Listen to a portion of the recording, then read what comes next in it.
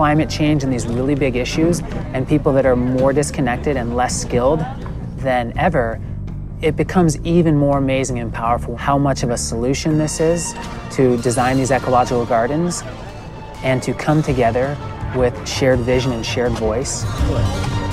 There's never been a time where your choices have mattered more. Doing something as simple as us transforming a landscape creates a model that anybody could look at far and wide, and you're sharing food and connecting and building skills together in your own neighborhood. It's a richer way to live in normal times, but in the new normal of climate change and erratic weather and economic upheaval, it becomes essential. Whether it's me, you, Gandhi, Che, MLK, Willy Wonka, whoever, past, present, or future, the power of our daily actions is all that we have. You know, and like Archimedes said, give me a place to stand and a lever long enough and I'll move the world. And that's what those simple actions do. They move the world every day.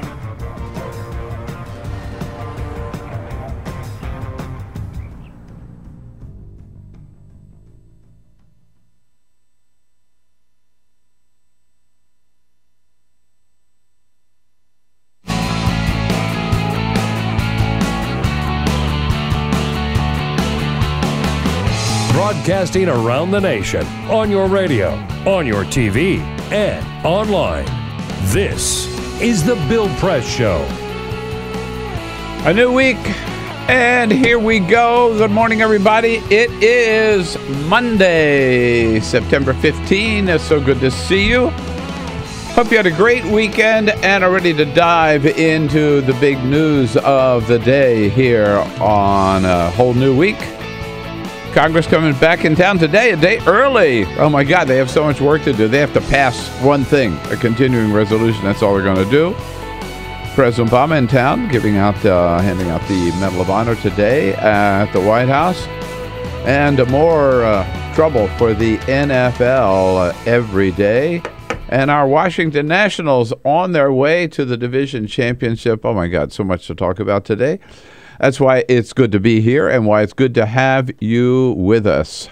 Hello, hello, hello. And remember, you can join the conversation anytime by giving us a call at 866-55-PRESS. We welcome your calls at any time on any topic. We also look forward to hearing your comments or reading your comments on Twitter at BP Show and on Facebook at facebook.com/Bill Press Show. Here with you on your local Progressive Talk radio station.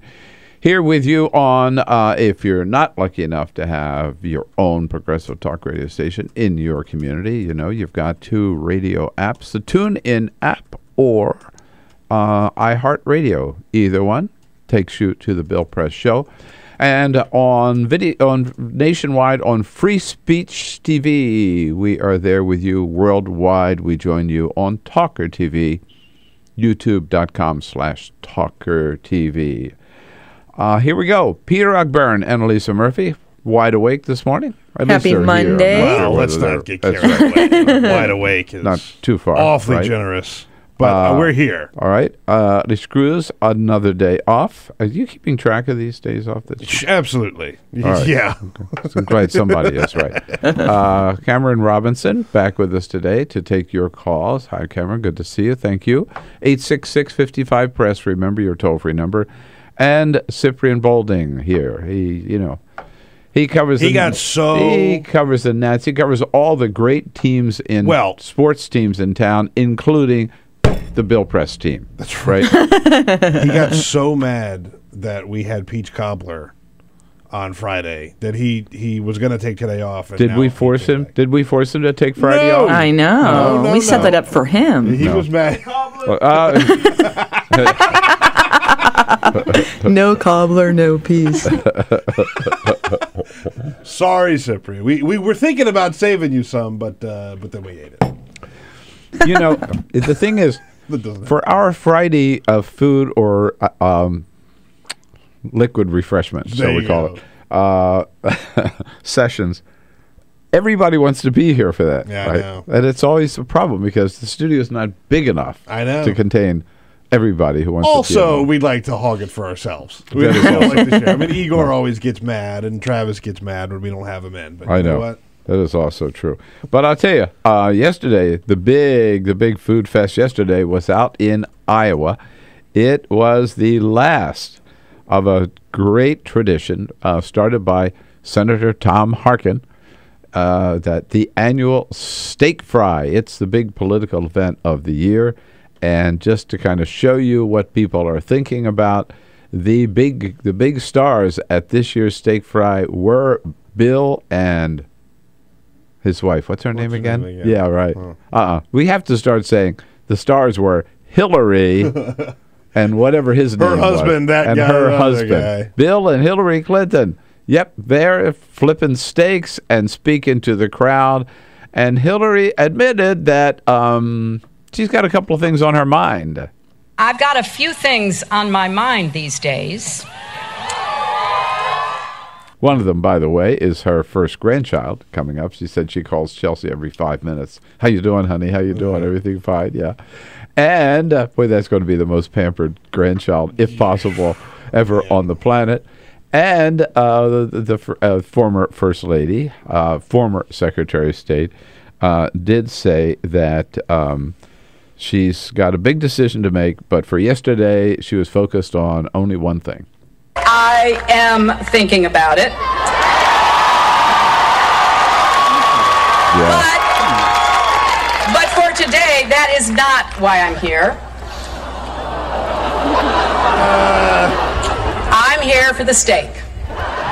All right. There for the steak yesterday. Yeah. And for the sizzle. Bernie Sanders, by the way, Senator Bernie Sanders was on Meet the Press yesterday with Chuck Todd, and he made it clear that whatever Hillary does, he's thinking about it, and he's got some issues that he's raising. Do we have when Chuck Todd asked him about Hillary Clinton? Well, A, I don't know that Hillary Clinton is running. B, I don't know what she is running on, but this is what I do know. Ooh. I know that the middle class of this country is collapsing. I know that the gap between the very, very rich and everybody else is growing wider. I know there is profound anger at the greed on Wall Street and corporate America, anger at the political establishment, anger, by the way, at the media establishment. Right. The American people want real change, and I've been taking on the big money interest and the special interest all of my political life. There he is, Bernie Sanders. I got to tell you, I'd love to see a debate between Bernie Sanders and Hillary Clinton. Absolutely. You know? Yeah. Yeah. Bernie just doesn't care. Bernie doesn't care. You know? He's fearless. Good for him. Yeah. So we got a lot to talk about this morning, and a lot of help doing so. Scott Bland, we'll check in with him from, as we do every Monday, editor-in-chief of the National Journal Hotline.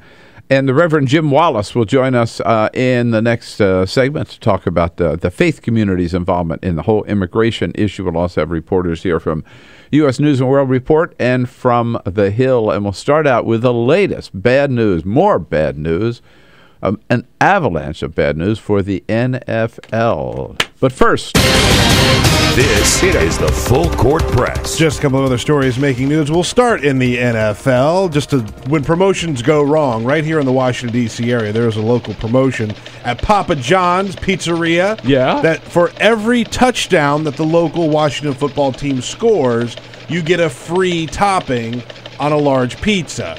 And if they win, then you double it. Oh. So yesterday, They won. They scored 5 touchdowns, meaning you could put 10 toppings on your pizza for no charge today. I would today only. I'd have a hard time figuring out what 10 toppings to put on your pizza. But the problem is, it was still, no matter how many toppings you put on it, it's still a Papa John's. It's still a Papa John's. That's very true. Right. That's very true. To the Discovery Channel, they have announced a new show called Rival Survival. It is going to feature 2 politicians from 2 different sides of the political aisle. They're going to strand them on a tropical island for 6 days and force them to survive. The 2 politicians that first go around is Senator Jeff. Well, to show that they can work together, right? So you have the best thing to happen would be for a sneaker wave just to wash across the island and wipe them both out. The 2 politicians that to at a start time, out that the would show will be Senator Jeff Flake, Republican from Arizona, and Martin Heinrich, Democrat from New Mexico. They're going to put them on a remote island off of Iru, known for its shark-infested waters. Oh, no. So they're going to put them on this island, and essentially they can't swim off because there are sharks, but they have to learn to survive and deal with each other, and they're going to film the whole thing. Is this for real? For a new show. And Discovery says that the whole idea came from the senators. They came up with the idea. They're just looking for a paid vacation. I mean, listen, seriously, that's such a stupid idea. They ought to survive right down the freaking street from us. That's you know? right. Yeah, They just can't get work along Maybe down there and get get something done. What are they going to get done on that damn island? And Happy Meals are about to look a lot different in India. They have announced that for a 2-month period, Don't get me started. they are going to hear me out. I go to McDonald's in India. Well, they have them there, and people eat there. And they've been putting toys in there. But what they're going to do is, starting in September, which is now, obviously we're in the middle of September, for 2 months, they're going to put books in the Happy Meals instead of toys. This is a big thing because they're saying that it's going to start in India, and then they could maybe, spill over to other countries. So maybe you get a book in your Happy Meal instead of a little gun or a monster truck or something like that. But they don't eat cow. I mean, right? Yeah. That's a good point. What They comes serve along other with your styles. book? What is that burger made of in India? I don't think they serve burgers wanna there know. necessarily. They serve other things. Whatever. Yeah. McLentils. I'm sure that's popular there. No, I don't. No. All right, here we go. Yes, indeed. I just want to forget about that. You got it. McDonald's in I'll India. just show I like the myself books out. idea, right? If they gave away more books, I think maybe better of them. Yeah. All right, forget that. Yes, and let's talk about the NFL. The bad news just keeps cascading on the NFL, and it gets to the point of, why do you watch it anymore? Why do we watch it in the first place? And more people are thinking about, these guys are so bad off the field, maybe not on the field, but so bad off the field, that we shouldn't even be watching professional football anymore. What about you? 866-55-PRESS. But the bad news, it reflects more on their behavior off the field than on the field. A couple of things. New York Times reporting over the weekend. Now we used to talk about the number one story were the brain injuries and the concussions. I mean, 5,000. Think about that. 5,000 former players had sued the NFL because they developed serious brain trauma kind of in their retirement. And the NFL, of course, they reached that settlement with them, which was, I think, a very weak settlement. But the NFL has always refuted any idea that the NFL players are more likely to suffer brain injury than anybody else in any other line of work. I don't know how they could make that statement, but they said no, that they always refuted. Well, now they have admitted over the weekend that 1 out of 3 retired players will develop serious brain injuries from playing professional football. And they also admit that the conditions are likely to emerge at notably younger ages among NFL players than in the general population. Okay, that's item number one. Now, there's a lot of talk, and we've talked about a lot about item number two, Ray Rice and others being accused and found guilty of domestic abuse and either fined or not fined or suspended for how many games on all that issue. The the USA Today came out over the weekend with some figures. They looked at overall, not just these incidences of domestic abuse, but overall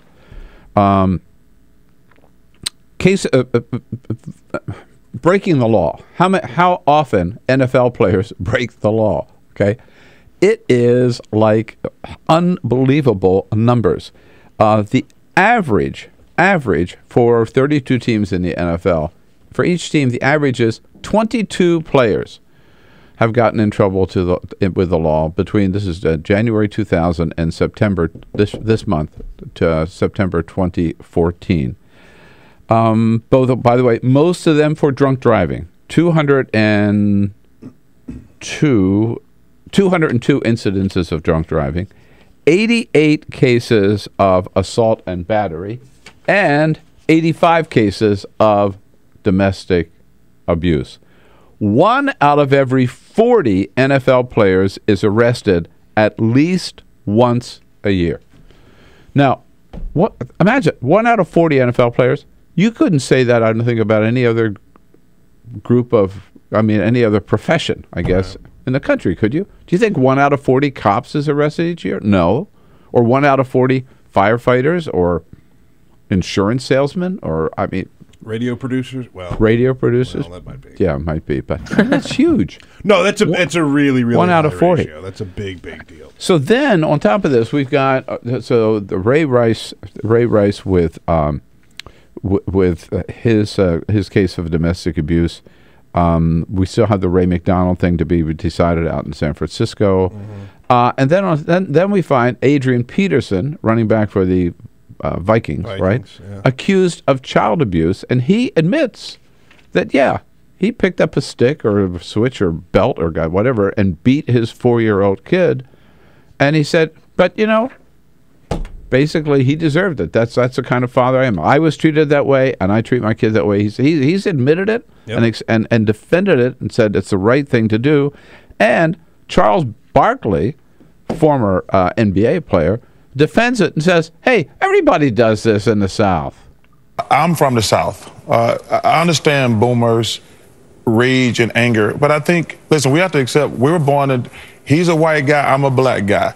I don't know where he's from. I'm from the South. Whipping is, we do that all the time. Every black parent in the South is going to be in jail under those circumstances. Can you believe that? I mean, no. How many times can you say it? How many ways can you say it? No, it's not all right to be beating your child. That is child abuse. And it was done at one time, not just in the South, but it was wrong. And also, have we learned anything? It's the 21st century, for God's sakes. And also, look, when I was younger, I had the same thing. I was raised in the South. You go get a switch, you get whooped with a switch. That was completely different than what Adrian Peterson has done. The pictures that have come out of the lacerations on the kid's legs. Of where he broke the skin. You have one of the strongest, most powerful men in a league of strong, powerful men whipping a 4-year-old child with a stick. And then there are people saying, well, Charles Barkley's not the only one saying, well, it's okay because everybody did it, and that's just the way it is, and that's the way you raise a kid. No. It's all part of this. What we're hearing about the NFL that does make you wonder. I mean, why is the United States the only country in the world that has this sport? What kind of people are attracted to play this sport? And should we even be supporting it and watching it in the first place? 866-55-PRESS is worth talking about here on a Monday on the Bill Press Show. Join the conversation. This is the Bill Press Show.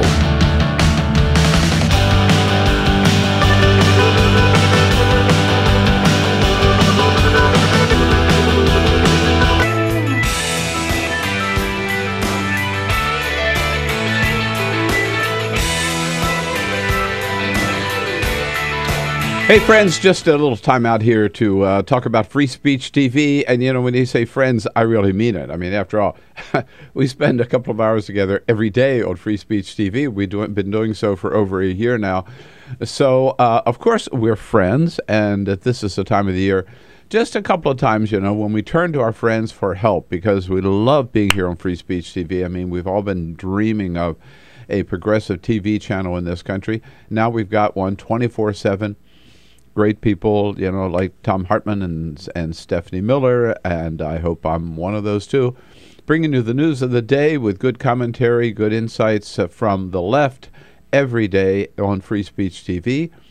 But we can't do it ourselves. We can't do it without some help from all of you. And remember, the thing that makes Free Speech TV so special is that we are it's totally independent totally free from any influence from corporate influence or government influence. Free Speech TV gets no corporate money, no government money, no Koch brothers money. We don't want their stinking money. We just depend on you, and you have been so generous in the past that we turn to you again this time of the year to ask you to dig in again and be as generous as you can to support all the good people, all of your friends on Free Speech TV. Now, to make it a little maybe more inviting for you to do so, we've got a couple of special things that we want to tell you about. If you can help us with just $120 a month, that's $120 a year, rather, $10 a month, we'll give you a Bill Press Show mug and a 1 pound of coffee. For $240, that's just $20 a month. You get the mug and the coffee and a French press to go with it. A French press from Bill Press. Got it? For $360 or $30 a month, the mug, the coffee, and the French press. And then something very exciting. You'll get to be part of what we're calling Voices of the People. You and I will do a one-on-one 5-minute phone call about whatever issues you want to talk about. We're going to record all of those phone calls and put them all together and play them on the air as Voices of the People. Those of you who follow and listen to the Bill Press Show will make you a national TV star. And for those of you who can help in a very special way with $1,000, of course, you make your way to Washington, as so many of you have done so, and Carol and I will take you out to dinner, and you can come in the studio the next morning for a little studio tour. So help us as much as you can. Thank you so much for being there. Don't forget that number is 877-378-8669, or you can just help us by going to freespeech.org. Thanks so much. Free Speech TV, forever.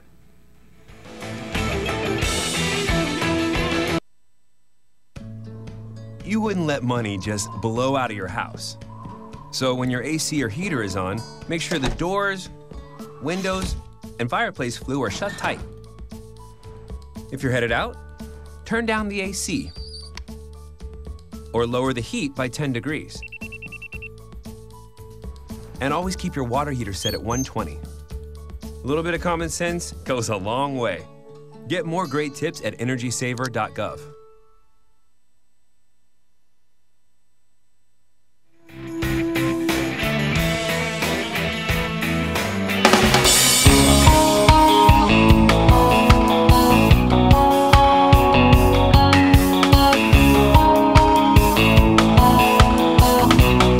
This is the Bill Press Show.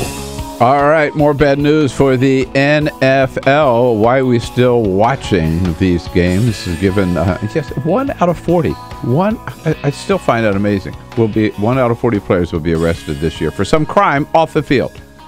What do we do about it? Mark, calling from Memphis, Tennessee. Hello, Mark. Yes. Yeah. What do you think? The media always portrays the NFL as violent, but we never talk about hockey. Hockey is more violent than the NFL. How many hockey players get arrested for drunk driving or anything like that? We never find out because in this country, white people don't go to jail. They don't get arrested for anything. Well, look, I don't think this is a racist thing, number one, Mark. And I don't care what they do in hockey. I mean, hockey's a pretty violent sport, too. But just don't excuse the NFL by pointing the finger at hockey. I think that one of the bigger issues here is that the NFL helps cover these things up. They take care of the players when they misbehave, black or white or whatever. The NFL protects their people, and that's the bigger problem. Yeah, they look at Roger Goodell looking the other way for all these domestic abuse cases. Is the More calls Bill coming up. Press Show. Two anti-government, self-described revolutionaries have shot up a pizza restaurant as well as a Walmart in Las Vegas. The internationally syndicated political series, The David Pakman Show, provides progressive talk, analysis, and interviews with the nation's youngest radio and television host, David Pakman. Find out more and catch up on all the latest episodes by visiting our website at freespeech.org.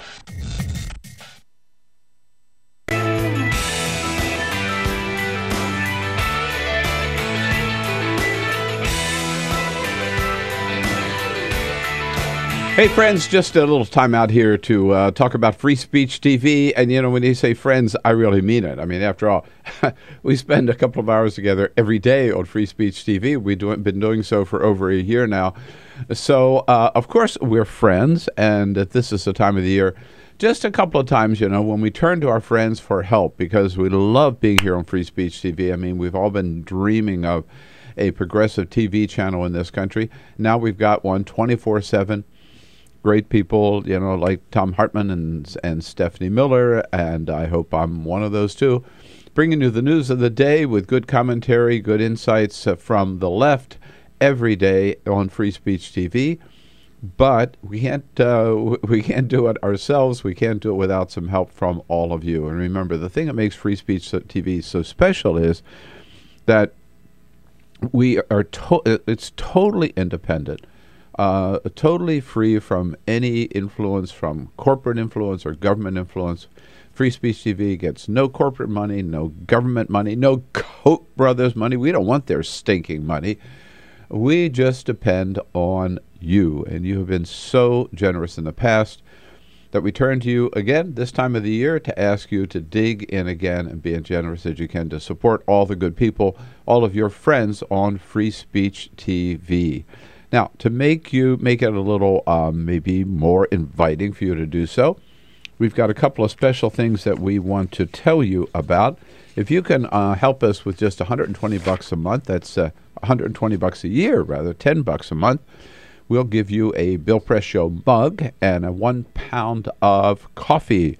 For $240, that's just $20 a month, you get the mug and the coffee and a French press to go with it. A French press from Bill Press. Got it?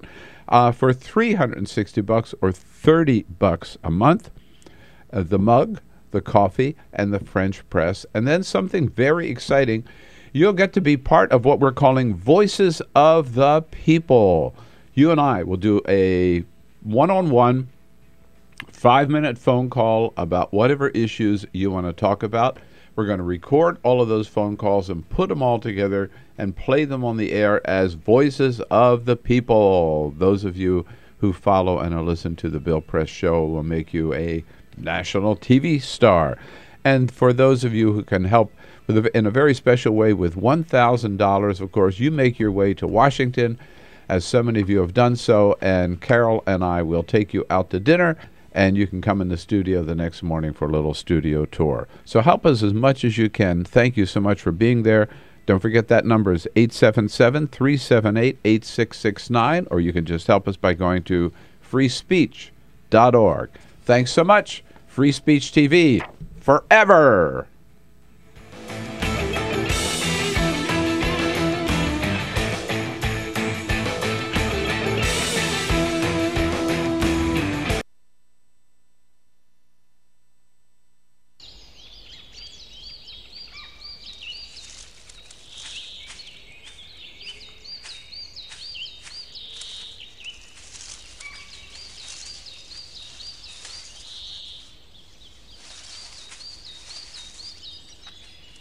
At Earth Justice, we defend the environment in the courtroom. Join our fight. When you take a seat, you take a stand. Earth Justice, because the Earth needs a good lawyer. Tune in to Gay USA with hosts Ann Northrup and Andy Hum for in-depth coverage of lesbian, gay, bisexual, and transgender news. Watch Gay USA every week, only on Free Speech TV.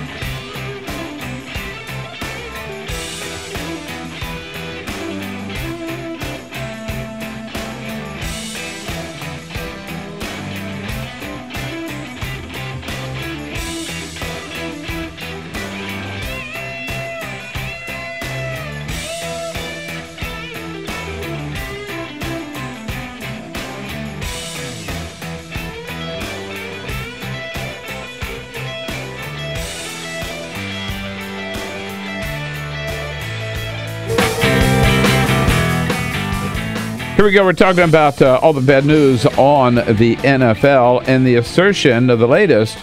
Adrian Peterson has said, yeah, I beat my kid, but that's the kind of father I am. That's the way I was raised. That's the way I'm going to raise my son. And Charles Barkley telling the world that, of course, this is what all black families do in the South, so no big deal.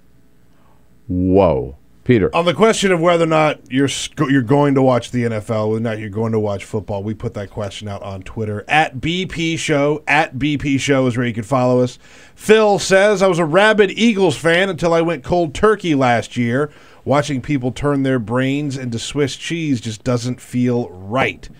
And Jessica says, the NFL is a corporate bully out to make a profit at the expense of the players and anyone who stands in their way. And one of the things that we didn't get a chance to get into there at the end of that last segment was the protecting the shield. Both good comments, by the way. Yeah, good comments. Protecting the shield is a phrase that has been coined by Roger Goodell. He says it repeatedly. Protecting the shield, protecting the shield, protecting the shield. And that is the shield logo of the National Football League. Keep that untarnished, no matter what the cost. Right. So if that means that you have to keep that drunk driving arrest quiet, you got to go do that. But they even have a setup. They have a whole setup. They have security. An army. Remember, there are over 1,000 employees of the NFL. They've got a whole setup of security, a security operation to protect their players who get in trouble. Yeah. And basically to bury the news. Yep. Right. And to take care of them, bury the news. By the way, on that point, the New York Times sports section today, they only have a sports section on Monday, but the big article, the head of it is, there's the NFL shield, cracks in his shield, and it's all about what Roger Goodell and whether or not he can survive. So, by the way, before we get back to your calls at 866-55-PRESS, just again, one other aspect of this, we didn't have a chance to play this cut before. I mentioned, again, Adrian Peterson, Charles Barkley saying, this is what everybody does, and so white people just have to understand that this is what black families in the South do. That's almost a racist remark on his part, I would say. I hate to throw the R word around, but thank God there are some saner voices out there. It's a point I wanted to make. Chris Carter, former wide receiver, Hall of Fame member, now an ESPN analyst, he says basically it's all of that stuff BS. My mom did the best job she could do, raising 7 kids by herself. But there are thousands of things that I have learned since then that my mom was wrong. Yes. Thank you. It's the 21st century. My mom was wrong. She did the best she could, but she was wrong about some of that stuff she taught me. And I promise my kids I won't teach that mess to them. Good for him. Yeah. I got goosebumps hearing that again. It's so powerful. Yeah. And it's so good that somebody who's had the experience of the NFL, who is an ambassador for the NFL. I mean, he's a record holder. He's a Hall of Famer. That he could come out and say that. Look, every generation. I'm sure my father did things. I was beaten once or slapped or punched or whatever. But my father did things that I would not have done to my kids. And I'm sure I did things with my kids that they will not do to theirs. You know, I mean, but just to go back to that idea of wholesale beatings, it's just unbelievable. Good for Chris Carter. And Chris Carter also points out that the one way that you can really teach these guys a lesson, the only language they understand, Chris Carter. The only thing I'm proud about is the team that I played for. They did the right thing. Yes. Take them off the field. I don't care what. We in a climate right now, I don't care what it is. Take them off the dang on field. Because you know what? As a man, that's the only thing we really respect. Yeah. We don't respect no women. We don't respect no kids. The only thing Roger and them do, take them off the field. Because they respect that. That's pretty powerful stuff, Come on, man. I mean, that's amazing. Yeah. And again, this is a guy who is an ambassador for the NFL. And, right. And this is, I mean, pay attention to what he's saying, because that is powerful. And by the way, stuff. don't give him any 2-game suspension. I think that's he's right. What are you gonna? You're gonna find somebody who makes millions of dollars a year, $50,000, and expect that to change their behavior? Not gonna happen. He's right. The only thing they care about is on the field. Bob is calling us, joining from Coolidge, Arizona. Hey, Bob. Hey, how you doing tonight? All right, good. Thanks for your call. What do you say? wanted to bring up basically the violence in sports. The violence is there in sports. The protectiveness is in there in sports. You get kids, and they play from Pop Warner to they play to junior high school. They play junior varsity in high school. They play varsity, 4 years of college. You're talking about a kid comes out of it more than 10 years, and especially with the tackles and the guards on the line, the hitting and the violence that goes on there. Not to mention outside the field of parents getting in fights or at football games. We've got our local Friday night games that go on where parents can't wait to go to the games. And they do. They not just on the field the violence we see, they see the violence in the crowd that is going on also. And this is what our society is conditioned to watch. You watch your college games on Saturday, you watch your NFL games on Sunday, and there's rewards all the way down. When you go to the Rose Bowl or you go to the Tostitos Bowl, those schools are being provided with from $15 to $17 million just to get in a bowl game. So violence that brings money, violence now has come to the forefront of the media, and where we're talking about it, we're bringing certain players up. But the violence has always been there from the very beginning, and I don't think we'll ever see the violence go away. It's just we're paying more attention to it. Yeah, but the question, it begs a question about what is so attractive. What do Americans find so attractive about this violence? Or just do other countries have different expressions of violence? I mean, rugby's a pretty brutal game. Rugby's a very violent sport. And I don't know. I mean, there is a fascination. It used to be so much with boxing, even in this kind. But there was a fascination with watching people. Somebody said, who was it? It was one of our callers, watching them beat their brain, or the comment on the caller. Turn their heads into Swiss cheese. You know, for me with football, I don't know that it's so much about the sport, right? Like, and I know that could be debated. I think it's great watching guys at the top of their athletic game, fast running backs, amazing quarterbacks. I like watching that. But then when you factor in that it is all about smashing somebody. 1 out of 3 of them, the NFL admits, is going to suffer severe brain trauma. Yeah. Then you have to really start to question what it is that you're watching, right? Like, I don't watch boxing because the whole point is to knock somebody out and to damage the brain to the point where they, where they pass out. It's just unbelievable, but it does raise the question about whether the public disgust at all of this stuff that's coming out now will turn people off of professional football to the point that they'd actually start losing money. Paul in Lucerne, California. Hey, Paul. Hey, Bill. Well, we're going to talk about football. It's kind of an extortion racket. I mean, the Oakland Raiders extort $7.1 million from the taxpayers of the city of Oakland every year. They're trying to demand more money now. Same with college. You know what? Extort these players and make all kinds of money on them and won't give them a dime for medical, won't give them a dime for nothing. Yeah. It's just extortion. No, you're absolutely right. In that sense, though, I'm afraid the extortion is not limited to the professional football teams. All the major sports leagues extort everything they can out of every city that wants a professional team. I mean, we've seen it, and I'm telling you, it's happening right here in Washington D.C. right now, where they want to build a new soccer stadium. And expect us, the residents of D.C., to pay for it. And we're about to get back into another discussion about a football stadium. The Washington football team owner, he wants another stadium. Right. Now everyone's going to start lining up to see how much money, or he's going to see who gives them the most money. This was a whole issue with George W. Bush and the Rangers, right? A stadium, I believe, if I recall correctly, and this became an issue in the first campaign, 2000, where I think that stadium was totally paid for by public funds.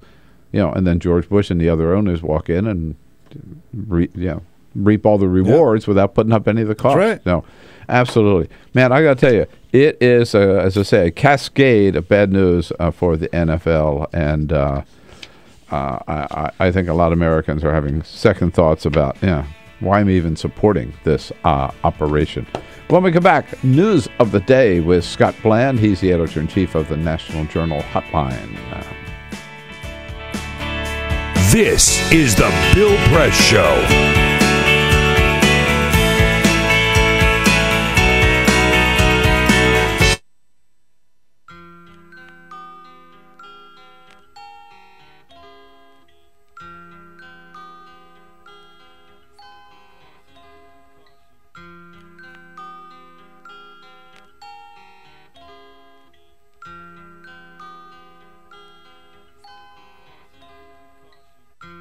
Just this month, my bill was like $138. Even at one phone call a week cost me $40 to $50 every month. I am living on a fixed income of SSI, so this is really a great hardship. Families are being punished. When they incarcerate their children, they incarcerate the whole family. In 2011, the Media Action Grassroots Network, Working Narratives, and Prison Legal News founded the Campaign for Prison Phone Justice, an effort to call on the FCC to address the cost of interstate phone calls. The campaign mobilized prisoners to send hundreds of letters. Advocates and families filled out postcards, met with elected officials, and signed petitions. Partnerships were formed across the political spectrum and with groups in the criminal justice, civil rights, and public interest community.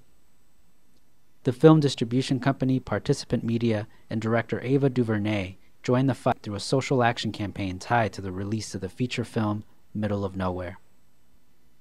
In an effort to push the FCC to act, the campaign hosted a historic rally outside of the Federal Communications Commission where for the first time, families of prisoners, elected officials, civil rights and faith leaders came together to call for an end to predatory phone rates. We're all held captive when predatory phone companies gouge our families. My son has been incarcerated now for over 10 years, and my husband estimates that in the time we spent over $25,000 on prison phone calls.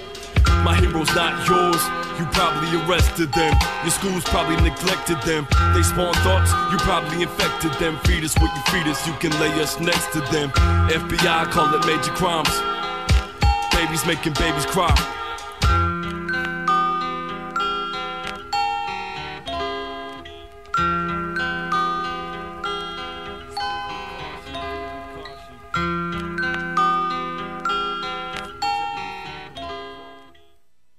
Two anti-government, self-described revolutionaries have shot up a pizza restaurant as well as a Walmart in Las Vegas.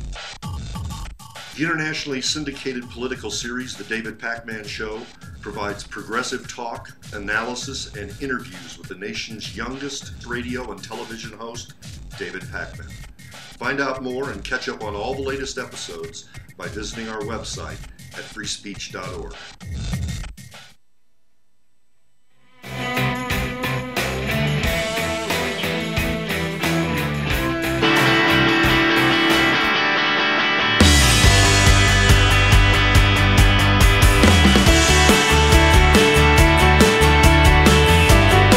Seen on Free Speech TV and online on TawkrTV. This is the Bill Press Show. Here we go, 13 minutes before the top of the hour. At the top of the next hour, we're going to jump out to Iowa. And talk with Cameron Joseph from The Hill, who was there for the big steak fry yesterday. Hillary Clinton and Bill Clinton, the big stars. Not to mention Senator Tom Harkin. My biggest question is, how do you fry a steak? What is a steak fry? I've seen a grilled steak. I've seen like a I think they grilled steak. it. I think they were grilling them. Grilled. But the word is steak fry, I think. Right. Yeah. Okay. I'm down with it. I'm just curious. I think few people go to the steak fry, Peter, for the culinary experience of the year. I understand. I just I don't think that's what it's all about. On the general big news and political news of the day, we like to check in on a Monday with our good friend, editor-in-chief of the National Journal Hotline, Scott Bland. Hello, Scott. Maybe you can answer this steak fry question. Good morning. Thanks for having me. And I can confirm that they have never actually fried a steak at the Harkin steak fry. No deep fried steak. All right. No deep fried steak. I don't think so. Hey, on the political front, one of the things that interests me, Scott, we talked about some Senate races and congressional races last week, but on the governor's front, New York Times front page story this morning about Sam Brownback, former conservative senator, conservative now Republican governor of Kansas. He's in trouble for re-election, right? What happened? Yes, his Governor Brownback's own polls in Kansas have shown him in trouble. His own campaign released a poll showing him up 1 point, a virtual tie, a few weeks back. And it comes down to to this. He's alienated a number of more moderate Republicans. Kansas has a famously fractured Republican Party. For as deep red a state as it is, it's really not as unified as some of the other red states or deep blue states out there. And I think the interesting anecdote for me is that a lot of states had very bitter partisan fights over redistricting in 2012 that went very late into the year. Kansas actually had one of the latest, or perhaps the latest, redistricting fights of all, but it was between different elements of the Republican Party. Basically, conservatives, led by Brownback, kind of drew out a lot of the moderate members of the state legislature. They drew them into member versus member primaries that eliminated a lot of the Republican moderates. And that's kind of that's really the most telling kind of warlike example of the of the issues that the Republican Party itself has there. And so you've got a situation where a lot of kind of prominent moderates have signed on and endorsed the Democratic candidate Paul Davis, and his run for governor. Right, and the Times quotes some Republicans who are saying that Brownback took conservatism to an extreme level, meaning particularly in the area of cut taxes so severely that now Kansas can't even support its public schools and many other basic services. And again, these are Republican voices criticizing their Republican governor. I didn't realize some of them had supported the Democrat. And how about in Wisconsin with Scott Walker? I saw that AFSCME announced last week that they're going to do a major campaign to try to unseat Walker. They're still smarting from his getting rid of collective bargaining a few years ago. What do you show out there, or what do the polls show out there? The polls show a deadlock race, and I think, and I think it's people have finally caught up to the idea that it's not all about, talking about Walker's future isn't all about whether or not he's going to run for president in 2016. He has a really, really tough race on his hands this year. It's interesting, actually, to see AFSCME and the other unions getting involved. That money is going to be a big help for Democrats, but actually Democrats have made a conscious effort not to focus on labor and labor issues in this campaign. That's what they did in the recall against Walker in 2012, and it really, as we all know, it didn't work out that well. Walker won pretty easily, and so now they're still focusing on the economy. They're still focusing on jobs issues. In particular, Walker, like a lot of first-term governors, made a job creation pledge during his first campaign, and Wisconsin hasn't come anywhere near fulfilling that. And so that's been a big issue for Democrats. Interestingly, we saw Mary Burke, the Democratic nominee, the other day, invoking Ronald Reagan in an ad, saying she and Reagan agree on taxes, whereas Walker is kind of off on a different plane.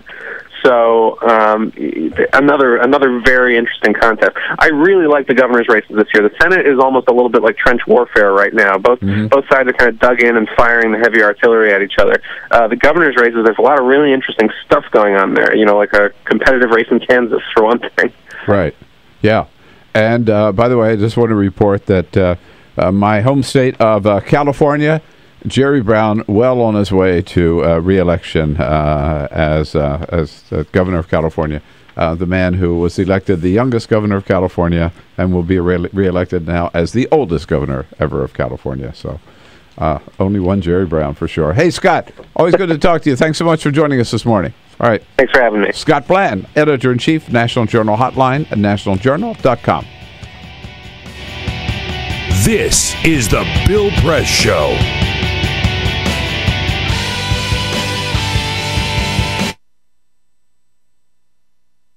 What the frack? What the frack? What the frack? What the frack? President Obama, are you fracking kidding me? Reopen the EPA studies. In Texas, Wyoming, and Pennsylvania. Fracking pollutes our oceans. Fracking poisons our water. Fracking makes climate change worse. Fracking relies on toxic chemicals that cause cancer. Ban fracking now. Ban fracking now. Go on. Ban it. Ban fracking now. Please.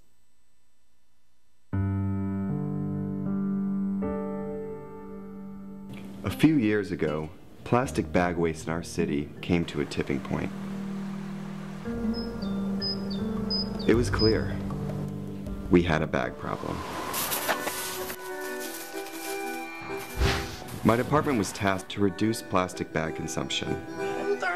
We needed to come up with ways to change human behavior. So we asked ourselves, would you like it back? What do people really hate? Yep. Getting punched in the stomach.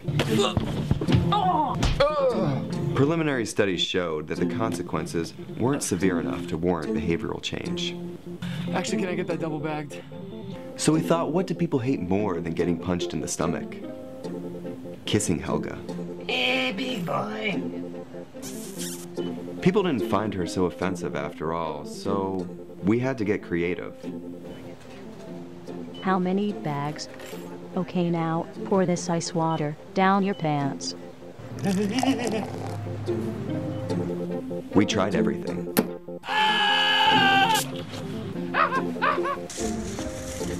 Eat this rat.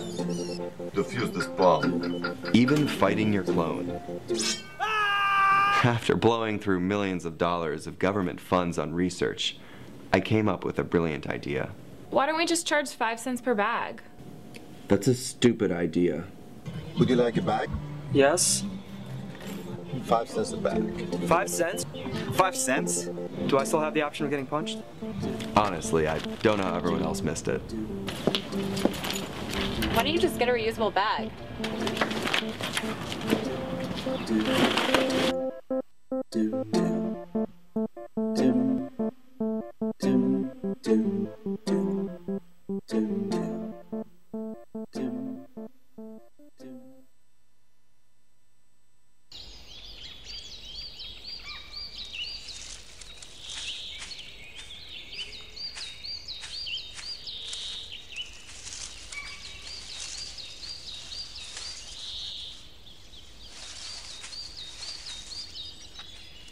At Earth Justice, we defend the environment in the courtroom. Join our fight. When you take a seat, you take a stand. Earth Justice, because the Earth needs a good lawyer.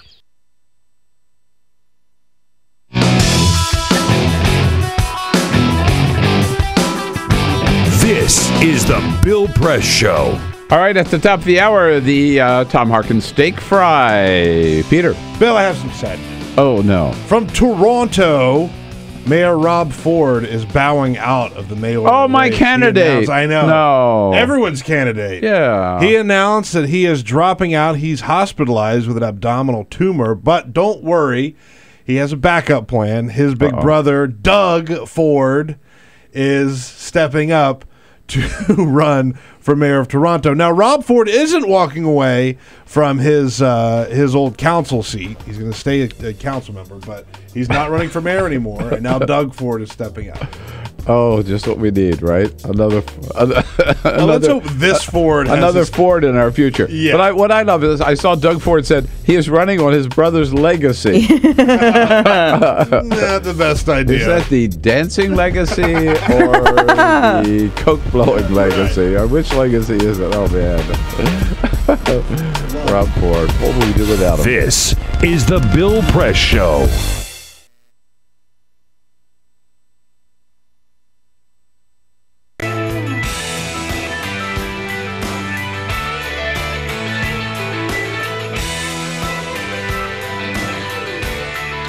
Hey, friends, just a little time out here to talk about Free Speech TV. And, you know, when you say friends, I really mean it. I mean, after all, we spend a couple of hours together every day on Free Speech TV. We've been doing so for over a year now. So, of course, we're friends, and this is the time of the year.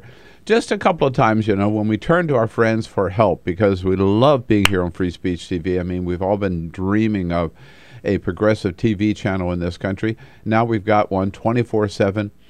Great people, you know, like Tom Hartman and Stephanie Miller, and I hope I'm one of those too, bringing you the news of the day with good commentary, good insights from the left every day on Free Speech TV. But we can't do it ourselves. We can't do it without some help from all of you. And remember, the thing that makes Free Speech TV so special is that we are it's totally independent, totally free from any influence from corporate influence or government influence. Free Speech TV gets no corporate money, no government money, no Koch brothers money. We don't want their stinking money. We just depend on you, and you have been so generous in the past that we turn to you again this time of the year to ask you to dig in again and be as generous as you can to support all the good people, all of your friends on Free Speech TV. Now, to make it a little maybe more inviting for you to do so, we've got a couple of special things that we want to tell you about. If you can help us with just $120 a month, that's $120 a year, rather, $10 a month, we'll give you a Bill Press Show mug and a 1 pound of coffee. For $240, that's just $20 a month, you get the mug and the coffee and a French press to go with it. A French press from Bill Press. Got it? For $360 or $30 a month, the mug, the coffee, and the French press. And then something very exciting, you'll get to be part of what we're calling Voices of the People. You and I will do a one-on-one 5-minute phone call about whatever issues you want to talk about. We're going to record all of those phone calls and put them all together and play them on the air as Voices of the People. Those of you who follow and listen to the Bill Press Show will make you a national TV star. And for those of you who can help in a very special way with $1,000, of course, you make your way to Washington, as so many of you have done so, and Carol and I will take you out to dinner, and you can come in the studio the next morning for a little studio tour. So help us as much as you can. Thank you so much for being there. Don't forget that number is 877-378-8669, or you can just help us by going to freespeech.org. Thanks so much. Free Speech TV forever.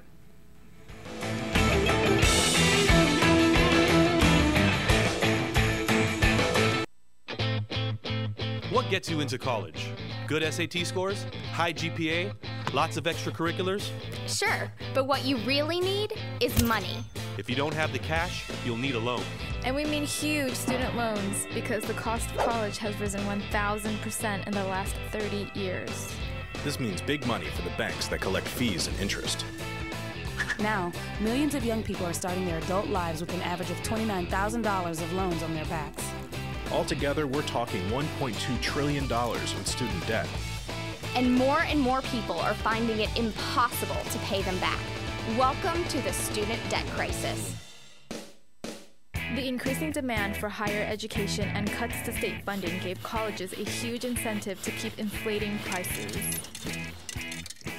I graduated about a year ago, currently in $35,000 of debt. I am in debt about like $25,000. I owe $23,000. I owe over $50,000 in student loans. 38.8 million Americans owe money on a student loan. And the biggest names in banking are making huge profits off the booming student loan industry. Sallie Mae, the largest provider of private student loans, made $949 million last year. They only give you about 6 months to look for a job. You have to start paying back the loan. It's very pressuring, especially nowadays. It's very hard to find a job. Over half of the students graduating in 2012 could not find a decent paying job. They either had low-wage jobs or unpaid internships or were unemployed altogether.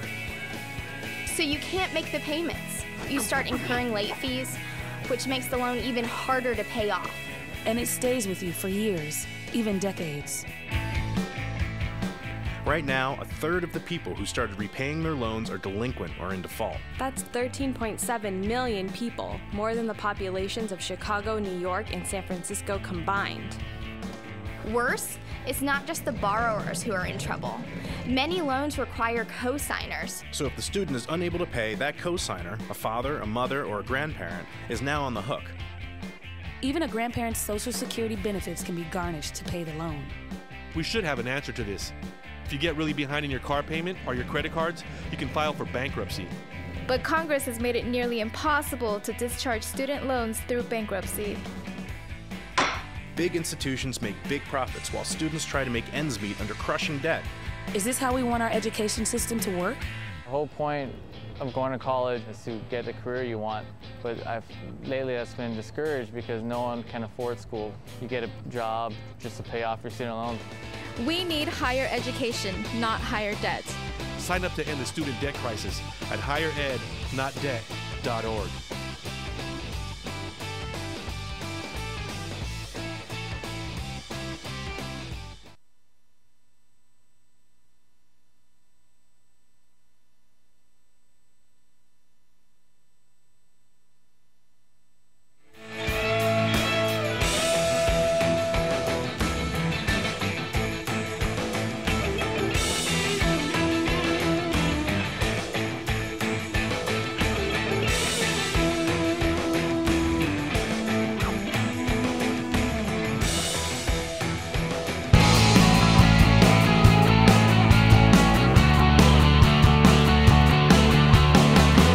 Broadcasting around the nation, on your radio, on your TV, and online.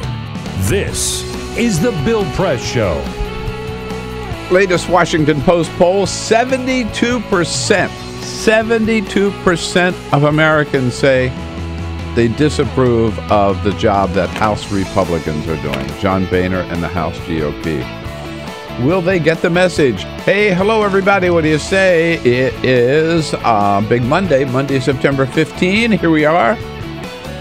We welcome you to the Bill Press Show this Monday as we boom out to you live from Washington, D.C., our nation's capital, on our studio right here on Capitol Hill with all the news of the day from Washington, from around the country, from around the globe. Lots going on, and we'll tell you all about it. You tell us what it means to you. We're coming to you live, of course, on your local progressive talk radio station, as well as on Free Speech TV nationwide, both nationwide and worldwide on our video stream, youtube.com/TawkrTV, TAWKRTV. And here in the studio with us, Team Press, for the most part, intact. Peter Rockburn and Elisa Murphy. Hey. Alicia Cruz, her whereabouts unknown. What can She's we doing say? 2 4-day work weeks back to back. You know, she had a 4-day know. work week last week. She had Friday off. She thought I wasn't kidding when I said what you talk about. I know. Yeah. That's what happens. We take you very seriously. Yeah, right. But fortunately, we have Cameron Robinson standing by to jump in and handle the phones. Cameron, she'll take your calls at 866-55-PRESS. And if you have something interesting to say, we'll put you on the air. Otherwise, Otherwise, we'll hang up. Yeah. And Cyprian Bolding is back. He took a 4-day work week last week, too, but he's back here as our videographer extraordinaire. It was, over the weekend, the 200th anniversary of our Star-Spangled Banner.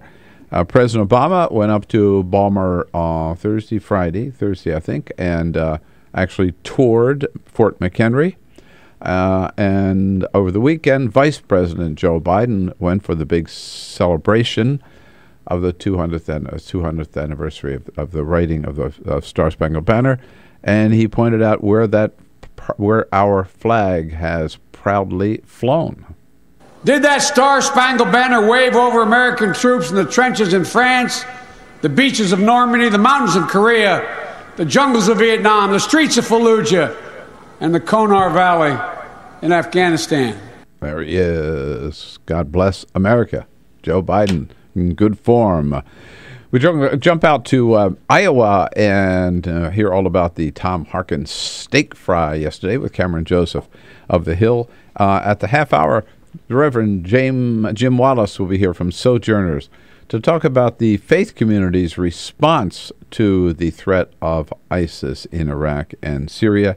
And the next hour, reporters from U.S. News and World Report and the Center for American Progress. So lots going on. But first, this is the Full Court Press. Just a couple of other stories making news. Yesterday was the gold medal game of the FIBA World Cup, the basketball tournament, and it saw the United States taking on Serbia.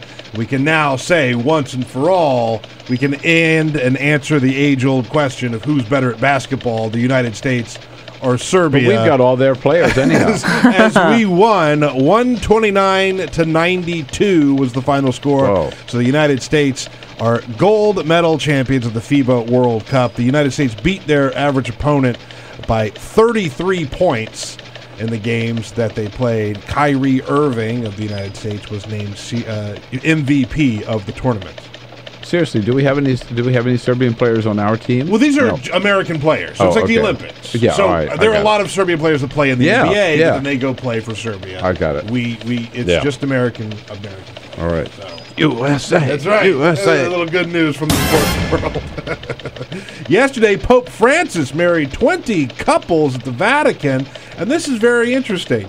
He married, for example, there was a groom whose first marriage was annulled by the church, and there was another bride. She has a daughter from an earlier relationship. Mm-hmm. Some of the couples that were married were already living together or living in sin. As I'm sure you've heard.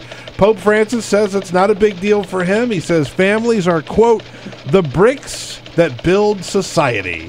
So he stressed that the church should be a forgiving one, even for these people that are having sex outside of marriage and having annulled and relationships and things like that. It sounds like, in a sense, no big deal because there's some couples are so many different kinds of couples these days and relationships and everything. But for the Pope to recognize these couples who had been, quote, living in sin, that is a big deal. It's huge. As Joe Biden would say, a BFD. A BFD. Right.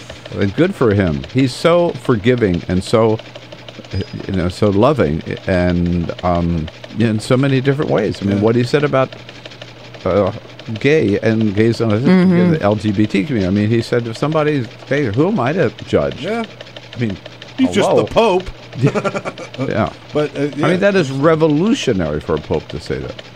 Good for him. I like this man. And it's Monday, so let's take a look at the weekend box office. Number one movie in America is No Good Deed, the Idris Elba movie. Shout out to Stringer Bell. They pulled in $24.5 million. Dolphin Tale 2 came in second place.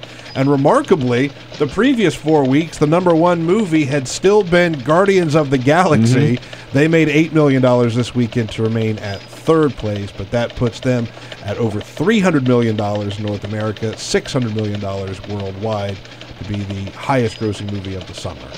I read over the weekend that Barbara Streisand even said she enjoyed Guardians of the Galaxy. Is that Guardians of the Galaxy. No. Yeah. So you're going to go see it now? She said it's not her favorite kind of movie, but as for that kind of movie, she thought was pretty good. I think that's a good way to put it. Yeah. All right. Thank you, Peter. Yes, indeed. Big day yesterday in Iowa. It has always been this one where particularly maybe bittersweet because it was Senator Tom Harkin's swan song, his last steak fry. Cameron Joseph from the Hill was on the scene and joins us on our newsline from Iowa today. Hello, Cameron. Good morning. Good morning. How you doing today? Big show yesterday, huh? Tell us about it. What was the atmosphere like, and how many people were out, and you were there? Yeah, it was a lot of fun. It was a beautiful, slightly muddy but sunny day out in Indianola. And Hillary made it pretty clear she was coming back soon. I think we'll probably see her when slightly snowier conditions here in a couple of months. Yeah. And obviously everyone was focused on Tom Harkin, who's been in Congress for 40 years, has been a real progressive warrior, and got a lot of things done in Congress by working across the aisle, got the Americans with Disabilities Act passed, and keeping his seat in Democratic hands, which has turned into a real fight. His protege, Bruce Braley, is running for the seat. But clearly there are a lot of folks looking at 2016, and they're ready for Hillary folks around. And Bill Clinton referred to them as Energizer bunnies. Clearly there's a strong divide between the large contingent of Harkin folks who'd clearly been to some of the 37 previous steak fries and a lot of ready for Hillary kids who are, in their college years or right out of college, scurrying around in blue and green shirts and really dominating the event. I think there's probably at least a quarter of them in those shirts specifically. And there are almost 10,000 people there. These are Hillary Clinton shirts? Hillary for 2016 shirts, you mean? Yeah, they're just said ready. Not exactly. It was about as subtle as Hillary's speech itself. I'm back. I'll be back soon. Yeah, right. Definitely teasing the crowd. And she and Bill and the Ready folks were all careful to kind of not overshadow Harkin at the event and try to not do the retail politics and show that there's a humble side and all the things that she was criticized for last time around, but. It was clear why Harkin had invited her. It was clear why she was there. And, a lot of the Iowa activists I was talking to who were saying, 6 months ago, well, we're not sure she's running. We're not sure she's going to be here.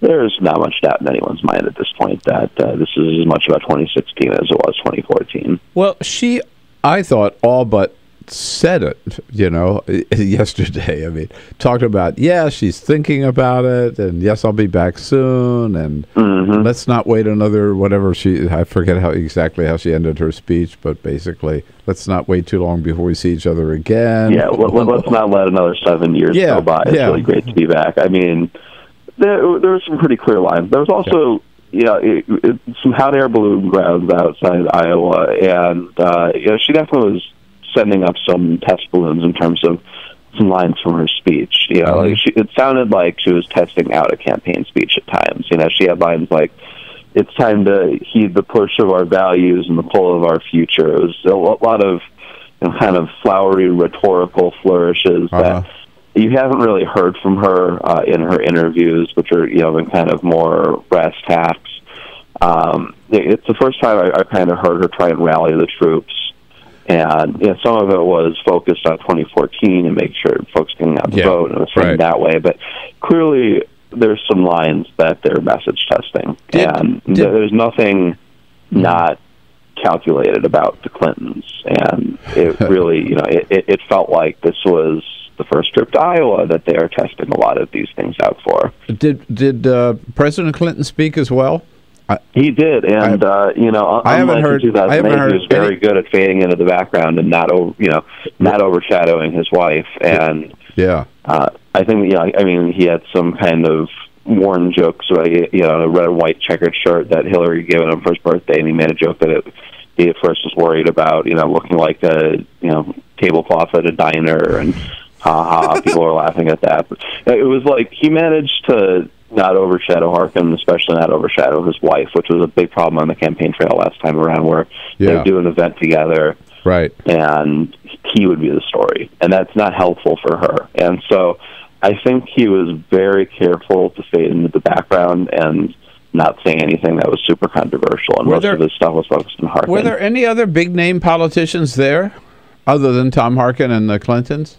There are a few hanging around. The vice president is going to be out here in a few days. No, but I mean at the steak fry. At the steak fry? Oh, yeah. I mean, it was a lot of the Iowa politicians. It was Harkin. It was Braley. Everybody running for office was there. You saw some people handing out flyers for Nuns on the Bus, which is the event that Biden's going to be joining. Which I thought it's pretty clear that he wants to make sure he's still part of this conversation by the fact that he decided right after Hillary was coming out here that he was going to come out the same week. And Bernie Sanders wasn't at the event, but he's been in Iowa this weekend. And so he is clearly wanting to get folks on the anti-Clinton left energized. He didn't really take any shots at her over the weekend, but he certainly was in Wall Street pretty hard. Well, I want to come back to something you just said. Did you say that the vice president is joining the Nuns on the Bus? Yep. He's going to be out here for, I think it's two, it might be two events. It might be one, might be two. Yeah. A little later this week. No, because Sister Simone Campbell was right here in studio with us the end of last Thursday, I guess, right? Telling us all about the new bus trip going out to Iowa. And either she didn't know at the time, or she didn't tell us that the vice president himself was going to be but joining him. Good Catholic boy, Joe Biden, Archmere Academy in Wilmington, Delaware. So yeah, he'll be welcome there. But that's big news. I didn't realize that. Yeah. Yeah, and it was kind of a late announcement. It was like they waited for all the Hillary news to be circulating, and then managed to jump on it with a story of their own and kind of, hey, we're still here too. Hey, we're still thinking about it. It was very responsively timed. Right.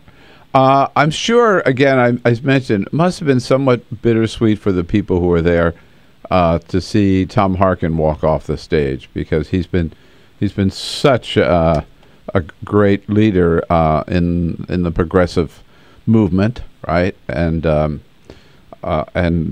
has accomplished so much, as you say, in a he's a real liberal, real Democrat, but he's one who's really the old school of reaching across the aisle and making friends and getting things done. Yeah, and there are some folks there, especially the older folks, who, it was pretty emotional for. And we're talking about how bittersweet it was, talking about how, it was a fun day, but it was kind of a sad day. And, Harkin seemed to get a little teary during his speech at a point. And he is kind of, people talk about Ted Kennedy nationally. He's kind of Iowa's Ted Kennedy. I mean, he's in a much harder state to be that liberal in. And he kind of did it with this, populist, up by his bootstraps, blue collar thing. His mom died when he was very young. She was an immigrant. His dad was a coal miner. He talked about in the speech how his first taste of politics was his dad talking about how he'd been laid off during the Depression, and the Works Progress administration put him back to work and kind of gave him hope. And he is that, like, he talks about things in a very blue collar way and manages to get a lot of things done over the years. I mean, he was there forever, but he worked with a lot of Republicans to get. His brother was deaf, and he talked about that during the speech. He was the one who got the ADA into existence, and has done a lot of other work on healthcare. I think besides Kennedy, he's probably the most influential in healthcare over the years. And he's somebody that the liberals will definitely miss, and a lot of Republicans respect, because he was willing to work with them and willing to work across the aisle, and won a lot of tough races in a very purple state over 40 years. And Republicans are salivating about the chance of being able to pick up his seat now. Yeah. No, he's a real hero of mine, Tom Harkin. What a great day yesterday. I'm sorry I wasn't out there for it, but I'm glad you were, and glad to hear about it from you this morning. Thanks so much, Cameron, for your time. Thanks for having me. All right, Cameron Joseph out in Indianola, Iowa, with the big Harkin steak fry.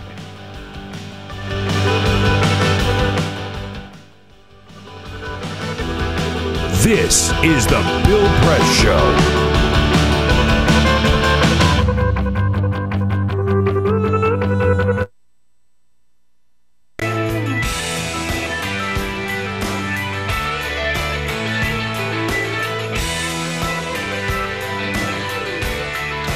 Hey, friends, just a little time out here to talk about Free Speech TV. And, when you say friends, I really mean it. I mean, after all, we spend a couple of hours together every day on Free Speech TV. We've been doing so for over a year now. So, of course, we're friends, and this is the time of the year.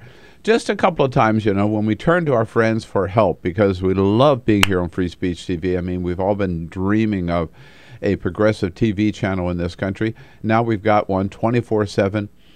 Great people, like Tom Hartman and Stephanie Miller, and I hope I'm one of those too, bringing you the news of the day with good commentary, good insights from the left every day on Free Speech TV. But we can't do it ourselves. We can't do it without some help from all of you. And remember, the thing that makes Free Speech TV so special is that we are it's totally independent. Totally free from any influence from corporate influence or government influence. Free Speech TV gets no corporate money, no government money, no Koch brothers money. We don't want their stinking money. We just depend on you, and you have been so generous in the past that we turn to you again this time of the year to ask you to dig in again and be as generous as you can to support all the good people, all of your friends on Free Speech TV. Now, to make it a little maybe more inviting for you to do so, we've got a couple of special things that we want to tell you about. If you can help us with just $120 a month, that's $120 a year, rather, $10 a month, we'll give you a Bill Press Show mug and a 1 pound of coffee. For $240, that's just $20 a month. You get the mug and the coffee and a French press to go with it. A French press from Bill Press. Got it? For $360 or $30 a month, the mug, the coffee, and the French press. And then something very exciting, you'll get to be part of what we're calling Voices of the People. You and I will do a one-on-one 5-minute phone call about whatever issues you want to talk about. We're going to record all of those phone calls and put them all together and play them on the air as Voices of the People. Those of you who follow and listen to the Bill Press Show will make you a national TV star. And for those of you who can help in a very special way with $1,000, of course, you make your way to Washington, as so many of you have done so, and Carol and I will take you out to dinner, and you can come in the studio the next morning for a little studio tour. So help us as much as you can. Thank you so much for being there. Don't forget that number is 877-378-8669, or you can just help us by going to freespeech.org. Thanks so much. Free Speech TV, forever.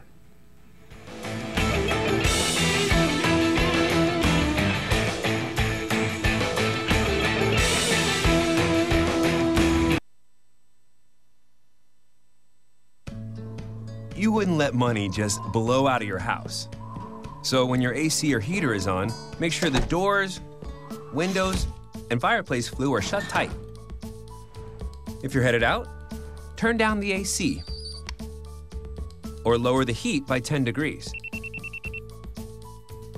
And always keep your water heater set at 120. A little bit of common sense goes a long way. Get more great tips at energysaver.gov. Two anti-government, self-described revolutionaries have shot up a pizza restaurant as well as a Walmart in Las Vegas.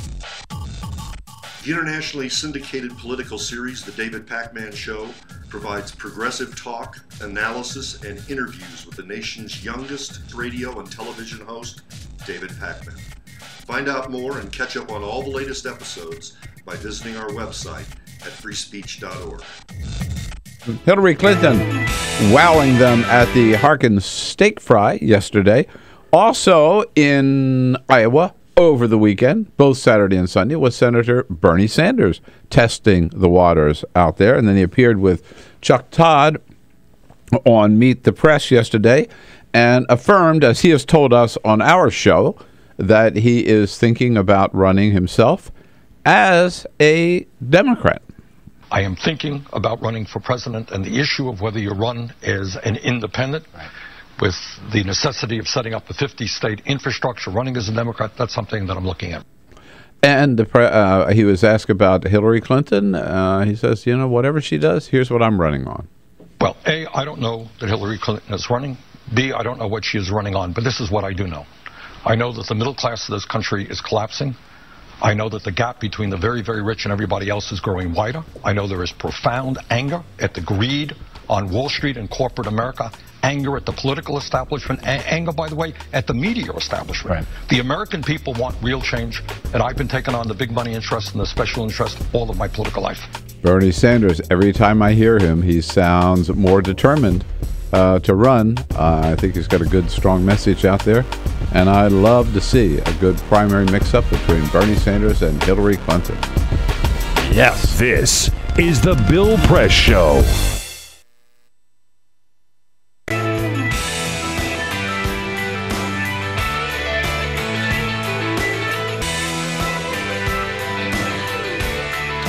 Hey, friends, just a little time out here to talk about Free Speech TV. And, you know, when you say friends, I really mean it. I mean, after all, we spend a couple of hours together every day on Free Speech TV. We've been doing so for over a year now. So, of course, we're friends. And this is the time of the year just a couple of times, when we turn to our friends for help, because we love being here on Free Speech TV. I mean, we've all been dreaming of a progressive TV channel in this country. Now we've got one 24/7. Great people, like Tom Hartman and Stephanie Miller, and I hope I'm one of those too, bringing you the news of the day with good commentary, good insights from the left every day on Free Speech TV. But we can't do it ourselves. We can't do it without some help from all of you. And remember, the thing that makes Free Speech TV so special is that we are it's totally independent. Totally free from any influence from corporate influence or government influence. Free Speech TV gets no corporate money, no government money, no Koch brothers money. We don't want their stinking money. We just depend on you, and you have been so generous in the past that we turn to you again this time of the year to ask you to dig in again and be as generous as you can to support all the good people, all of your friends on Free Speech TV. Now, to make it a little maybe more inviting for you to do so, we've got a couple of special things that we want to tell you about. If you can help us with just $120 a month, that's $120 a year, rather, $10 a month, we'll give you a Bill Press Show mug and a 1 pound of coffee. For $240, that's just $20 a month, you get the mug and the coffee and a French press to go with it. A French press from Bill Press. Got it? For $360 or $30 a month, the mug, the coffee, and the French press. And then something very exciting, you'll get to be part of what we're calling Voices of the People. You and I will do a one-on-one 5-minute phone call about whatever issues you want to talk about. We're going to record all of those phone calls and put them all together and play them on the air as Voices of the People. Those of you who follow and listen to the Bill Press Show will make you a national TV star. And for those of you who can help in a very special way with $1,000, of course, you make your way to Washington, as so many of you have done so, and Carol and I will take you out to dinner, and you can come in the studio the next morning for a little studio tour. So help us as much as you can. Thank you so much for being there. Don't forget that number is 877-378-8669, or you can just help us by going to freespeech.org. Thanks so much. Free Speech TV, forever.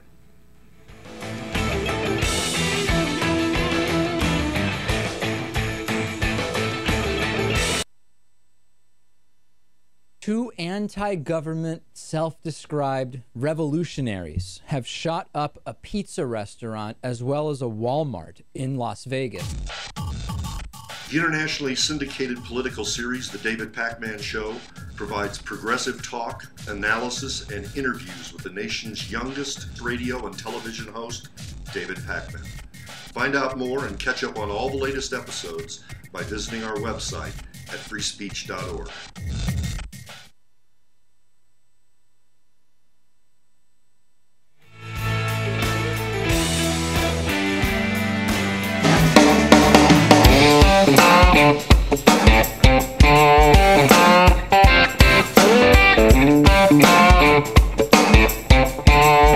Connect with the Bill Press Show on Twitter. Follow us at BP Show and tweet using the hashtag WatchingBP. This is the Bill Press Show. Here we go at 33 minutes after the hour now. It is a Monday, September 15, the Bill Press Show coming to you live from Washington, D.C., our nation's capital. And we are very pleased to welcome back into the studio a good friend of the program and one of the great faith leaders of this country, out in front on many, many important issues, Reverend Jim Wallace, who is the president and the founder of Sojourners. Jim, it's nice to see you again. Welcome. One of the, we've often talked about this, sort of issues that really have a moral dimension. Immigration, I think, is the last time you were in. We talked a lot about immigration. Well, now we face another big moral dilemma, which is what to do about ISIS, this threat in the Middle East. We saw again over the weekend they beheaded yet another prisoner of theirs, British man, David Haynes, which, in response to the beheading of 2 Americans, most people now, and the President of the United States, most Americans, I think, and certainly the President of the United States, feel that we have no choice but to go in a with military strikes against ISIS positions, basically starting another war. Is this the right thing to do? You know, faith leaders should bring a moral dimension to these issues. We should also ask what's underneath it. What are the causes? It's a good place, Bill Press Show, to talk about the causes here. A few people have asked the right question. What's attracting all these jihadists? They've gone from 10,000 fighters to, it appears, 30,000 in about 2 weeks. So you've got Middle East where 60% of the people are under 30. You got masses of unemployed, undereducated, angry young men who are responding to real grievances. And what are the grievances? The oil economy. For decades, we have created the Middle East. We have created this Middle East. We've invented countries.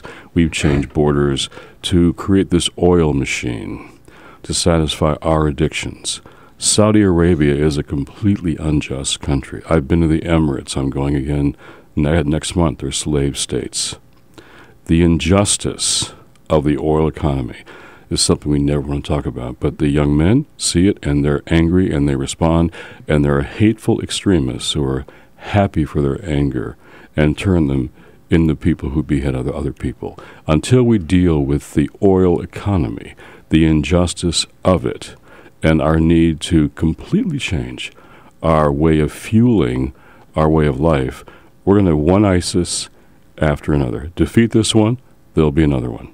Well, that's certainly proven to be true, I guess, right? In the sense of it was Al-Qaeda 10 years ago, 11 years ago, and now it's ISIS, and nobody's talking about and Al-Qaeda anymore. Airstrikes kill innocent people. They always do.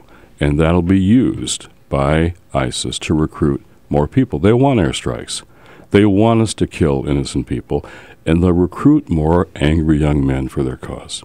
So, and in the meantime, I mean, two questions. How do we deal with this oil, or how do we change our dependence or the centrality, if you will, of this oil economy?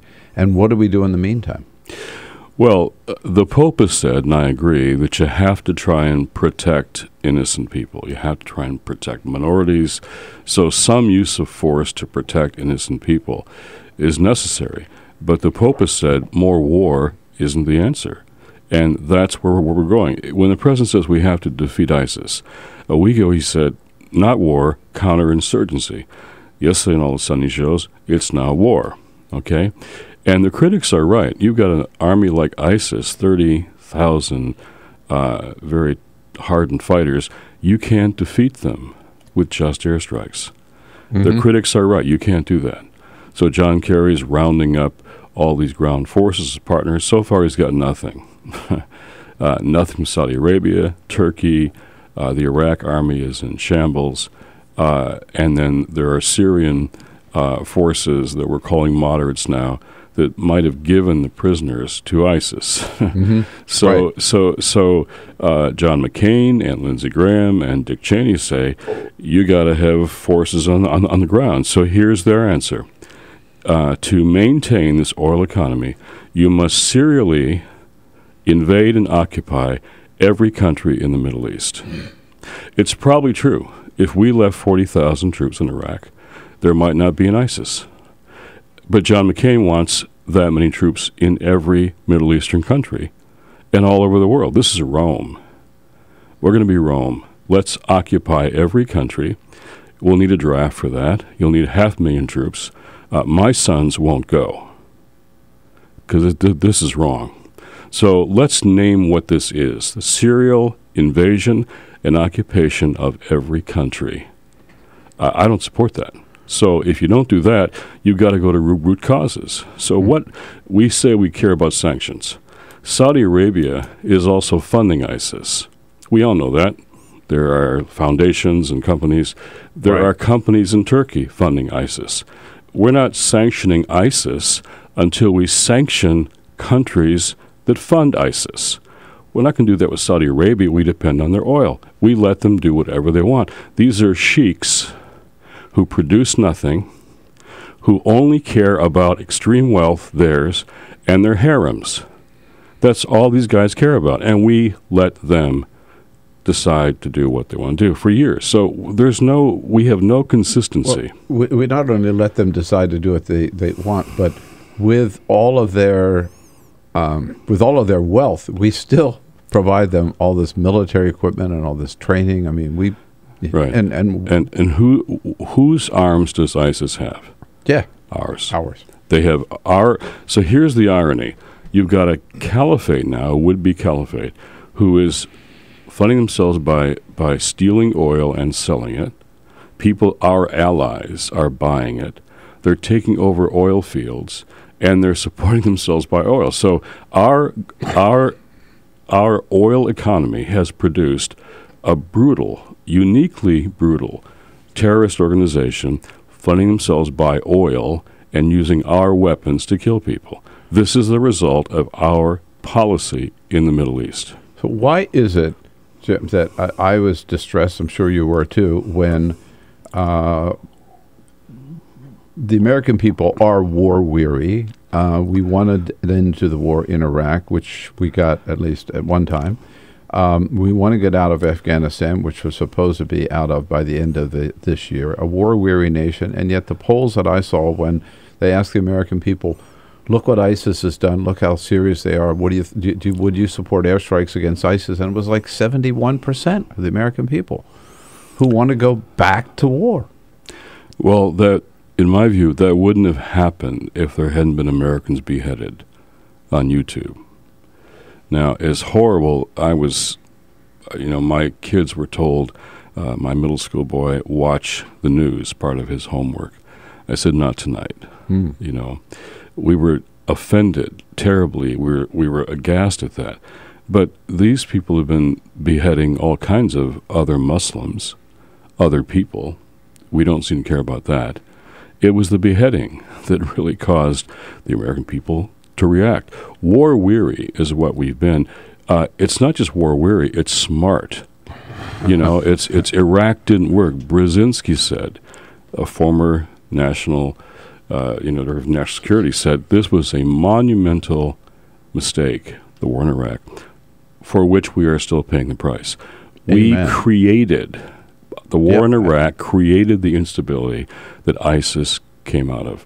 Afghanistan, going after those who attacked 9/11 to bring them to justice, most of the world supported, but not an endless war, the longest war in our history. War is not the answer.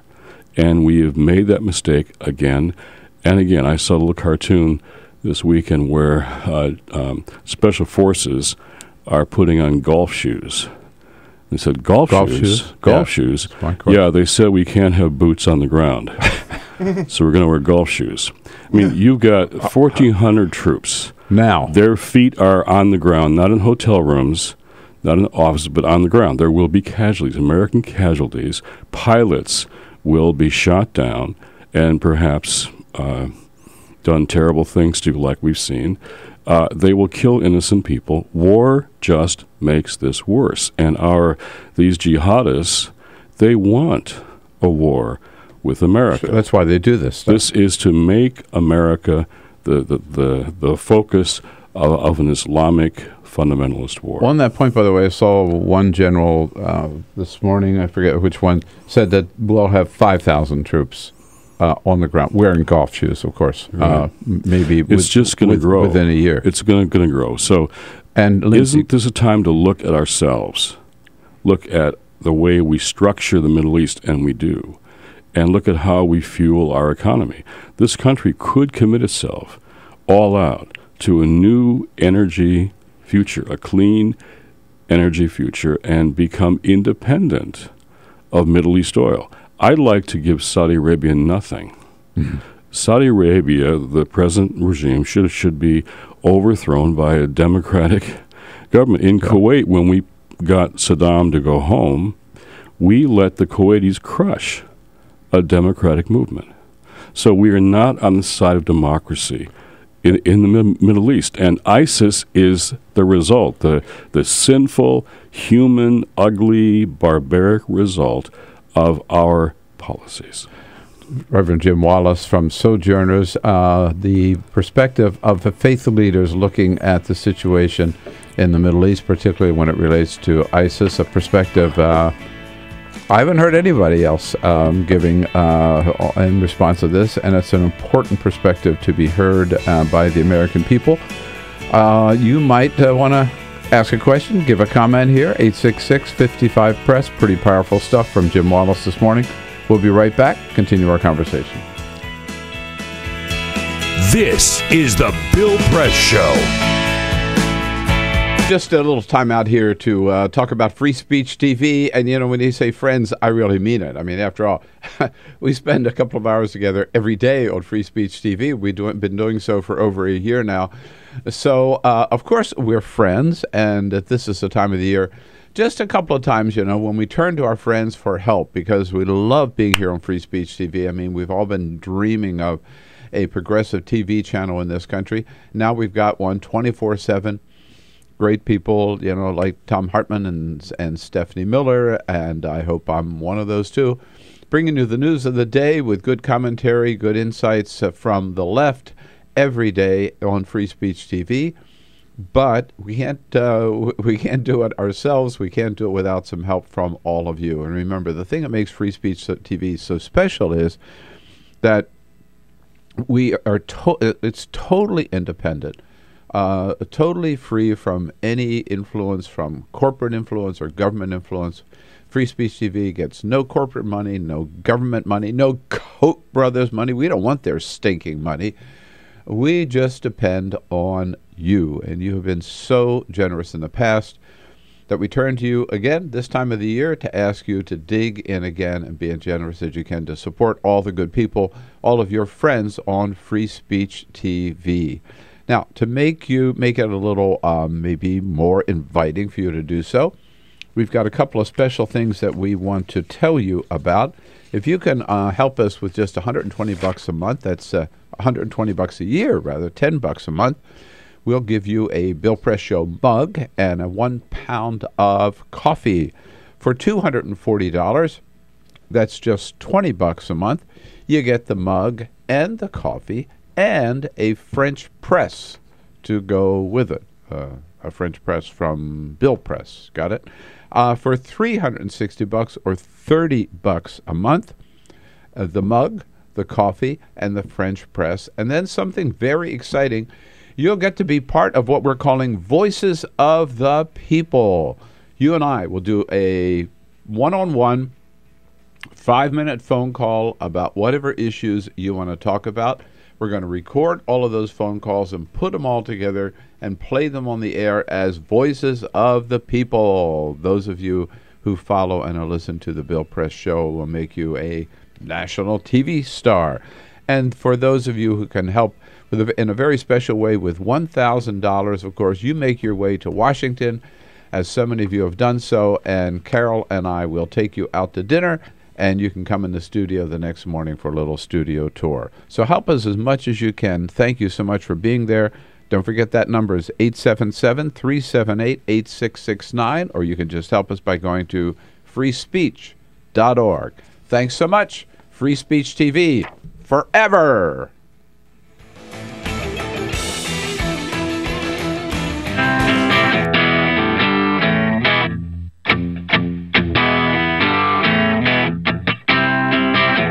Seen on Free Speech TV and online on TawkrTV. This is the Bill Press Show. Jim Wallace, president and founder of Sojourners, in studio with us, talking response of the faith community to the threat of ISIS. You can find out and follow more about Jim's work and leadership on all the important issues of the day at Sojo, S-O-J-O, sojo.net. I'm curious, I know, Jim, that you and other faith leaders have have met with the president. He has summoned you in to talk about immigration reform and your important role, your voices in that debate. Has he done so and summoned you in or invited you in to talk about ISIS? Not yet, but I've been in conversation with them, in fact, an email this morning, and there's a meeting today at the State Department where there's going to be some conversation about some of this. I think the administration should look for the advice of, there's an international network of academics and scholars and faith leaders who have a different approach. In Iraq, Christians are being completely destroyed. I mean, they've been told to convert or they're going to be killed. It's a horrible situation, and Christians who've been there for a long time may never be able to go back. Terrible things are happening to religious minorities, to ethnic minorities, to all kinds of people. There, women are being turned into sexual slaves by ISIS. This is, I think the president's right, this is a uniquely brutal expression of terrorism. What I'm saying is, even if we defeated ISIS the way John McCain would like to, there'd be another ISIS in a year or two. What do you say in response to, I mean, ISIS claims that as you point out, a caliphate, but they claim it's a religious caliphate in the name of Islam. Right. Well, fundamentalism is always a distortion of religion for purposes of anger and power. So there is Christian fundamentalism, Jewish, and this is Islamic fundamentalism at its worst. So it's not Islam, as the president says, but it's a distortion of Islam. Most of the imams I know are horrified by ISIS as religious. But fundamentalism is a deliberate distortion of religion in response to grievances to gain power. We've seen that again and again. And so I think what they're doing is not only brutal, it's blasphemous because it's being done in the name of God. And that's a blasphemy. Donald is calling on the line here from Aurora, Illinois. Hello, Donald. Thanks for joining us. Hi, Bill. Hello, Reverend. You hit the nail right on the head. I only wish you were able to say exactly what you said on national television. There are things that I don't think the American people really understand about what's going on, and like Saudi Arabia, aiding the ISIS people. I don't believe I've ever heard that in the news. But I got to say one thing about they are using the beheadings of two American journalists to raise the anger of the American people. But you know what really kills me about this whole thing? Where was this anger when Bush, Cheney, and Rumsfeld sent 6,000 soldiers into war that were based on lies? Where was that anger at all? They don't seem to be angry about that. 6,000, I think, was more like 160,000. Thanks, Donald, for the question. Well, the Washington Post last week called Dick Cheney a singularly flawed critic, which I think is true. Dick Cheney pushed for a war based on lies, and I think he knew they were lies. Rumsfeld the same. And the war in Iraq is what destabilized all of this. And just to say, pontifical warnings before the war in Iraq, and we had a statement, the American church leaders, we had an alternative bill called a 6-point plan, an alternative to protecting us from possible weapons of mass destruction that Saddam might have had, we didn't know, and to remove him from power. And that 6-point plan was presented at the State Department, to Colin Powell's counsel. I presented it to Tony Blair at number 10. It was on the table in the cabinet meetings in the UK. It was a serious alternative. We in the faith community can't just say war is wrong and we're all going to just go and hide. We got to say there are better ways to solve the problems that war purports to solve in a more effective way. We could have done what we did in Iraq in a different way without war. And the war now, Cheney is directly responsible for ISIS. Dick Cheney is responsible for ISIS. Not him alone, but that policy led to ISIS. So to do again and again what he's done before will produce more and more of an ISIS response. So when are we going to look at the causes of this and not just fight the consequences forever? Jim Wallace, a very, very important message, and I agree with Donald. Everybody in the country's got to hear this from you and other faith leaders. Thank you again for your leadership on this issue as well as all the others. Thanks, Jim. Great to be here, Bill. Great to see you. Thank you. I'll be back to tell you what's on the president's agenda today. This is the Bill Press Show.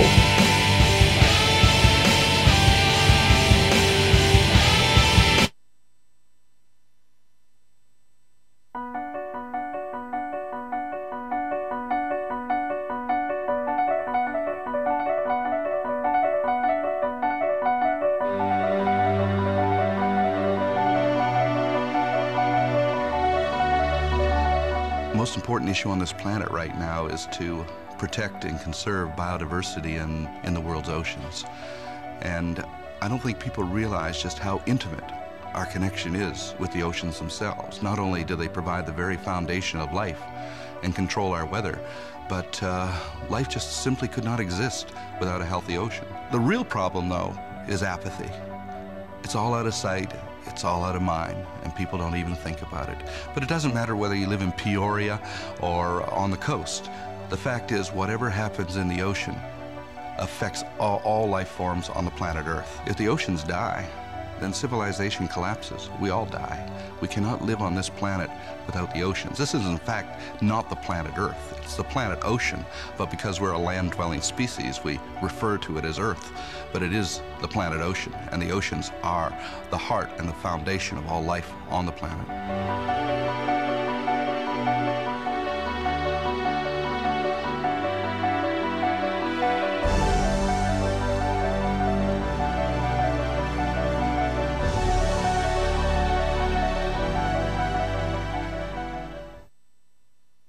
Two anti-government, self-described revolutionaries have shot up a pizza restaurant as well as a Walmart in Las Vegas. The internationally syndicated political series, The David Pakman Show, provides progressive talk, analysis, and interviews with the nation's youngest radio and television host, David Pakman. Find out more and catch up on all the latest episodes by visiting our website at freespeech.org.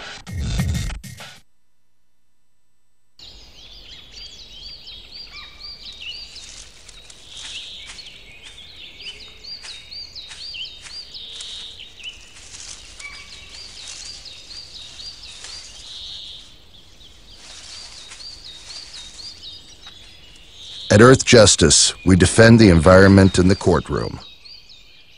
Join our fight. When you take a seat, you take a stand. Earth Justice, because the Earth needs a good lawyer.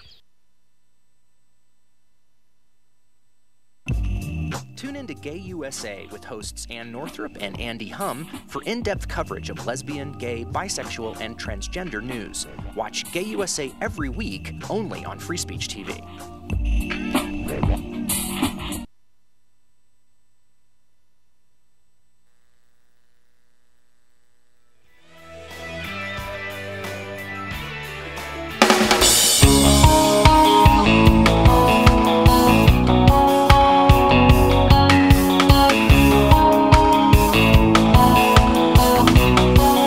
This is the Bill Press Show. President Obama gets a daily briefing today with the Vice President at 10 o'clock. Then the two of them meet with the Secretary of Education, Arnie Duncan. Then the two of them have their weekly lunch in the private dining room off the Oval Office. At 1:50 this afternoon, the President will be awarding the Medal of Honor to Army Specialist David Donald P. Sloat and to Army Command Sergeant Major Benny G. Atkins. Then the President has a fundraiser this evening for the Senate Campaign Committee at the Jefferson Hotel. Our briefing with Josh Earnest at 11:45 this morning. Busy day down at the White House. We'll be back with Robert Schlesinger from U.S. News as a friend of Bill. This is the Bill Press Show.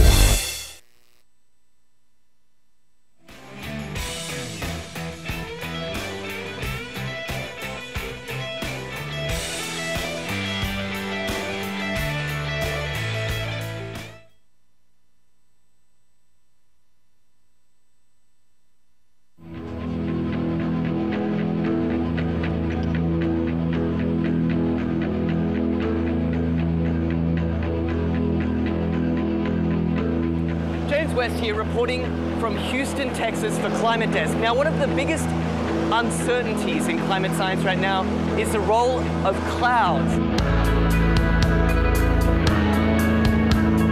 What better way to work that part out than flying right through them? That's what NASA scientists aboard this airplane think. Welcome to NASA's biggest airborne laboratory. You're coming with us today on an 8-hour NASA flight mission. When you read these big IPCC climate assessments, what's the biggest uncertainty? There's two, right? The role of aerosols and clouds. Clouds is probably bigger than aerosols. That is a piece of a puzzle that right now we are missing. You can't get the models right if you don't understand the chemistry and the process. Now we're being told we've got to get on. The doors are about to shut, so let's go aboard.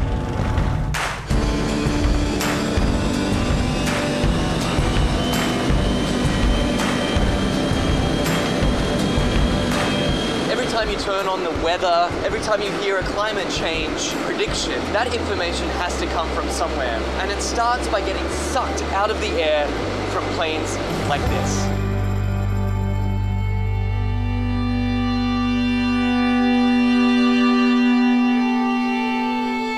So this mission is to particularly try to understand the emissions from the surface, so mostly biogenic emissions, so from trees and other plants. Right now we're flying to our very first part of this experiment on the DC-8. Over Arkansas, there's a particularly pungent bouquet of emissions that scientists are interested in measuring. Well, these emissions lead to both aerosols and to molecules that both destroy and create ozone. So these are very important things to understand for climate studies. How it will manifest itself, it will be in more accurate and more reliable predictions. So what we're doing is taking a series of flyovers, each at a different level of the atmosphere, scooping up those emissions, testing them, and hopefully scientists are going to see exactly what's in this column of air all the way up. The data that we collect in one flight can keep busy 60 scientists and students for 3 years, 4 years. We're still studying data from data collected 20 years ago. In fact, this particular mission today is its most heavily equipped in its nearly 30 years of service. Each one of these consoles here is a specially equipped scientific instrument designed to collect all sorts of different data in real time. And this instrument here tracks the sun. We're looking at mist chambers. They're used to strip soluble gases. This black line is the CO2. It's about 390 ppm right now. We're putting these filters in the bags that we've got the aerosols that we trapped out of a certain amount of air. And so we're sampling up here about 150 liters a minute. That ultimately flows back into the operational models. It flows back into what goes on TV every day. Anyway, I got to get this sample going. You do it. It's a busy man at work. We can't let him rest. Well, get this. We've just spent 2 hours crisscrossing this one cloud formation. In, back out again, back in again. Then they grow, and we track them as long as we can, and then we let it go. Even one cloud can hold a host of answers to the mysteries of climate change. The patterns of, where the clouds are, what type of clouds we see, what kind of weather systems they're associated with it, that'll all be shifting in a shifting climate, in a world with climate change. Then the big spark is this, is when we actually get the meat on the grill. And then it will be some time to process it.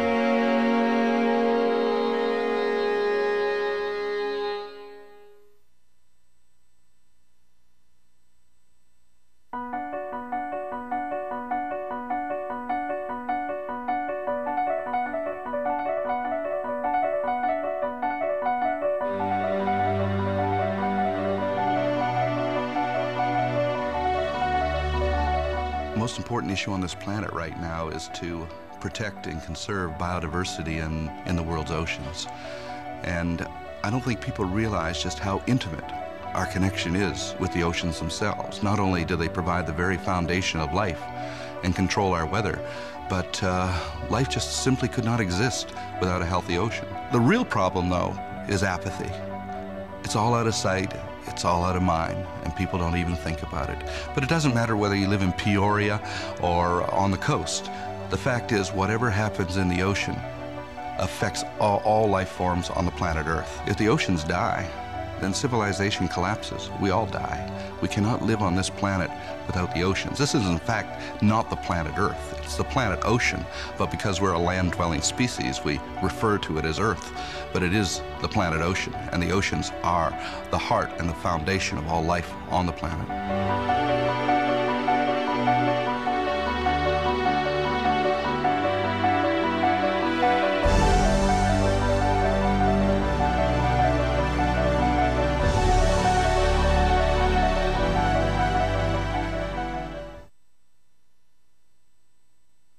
What the frack? What the frack? What the frack? What the frack? President Obama, are you fracking kidding me? Reopen the EPA studies. In Texas, Wyoming, and Pennsylvania. Fracking pollutes our oceans. Fracking poisons our water. Fracking makes climate change worse. Fracking relies on toxic chemicals that cause cancer. Ban fracking now. Ban fracking now. Go on. Ban it. Ban fracking now. Please.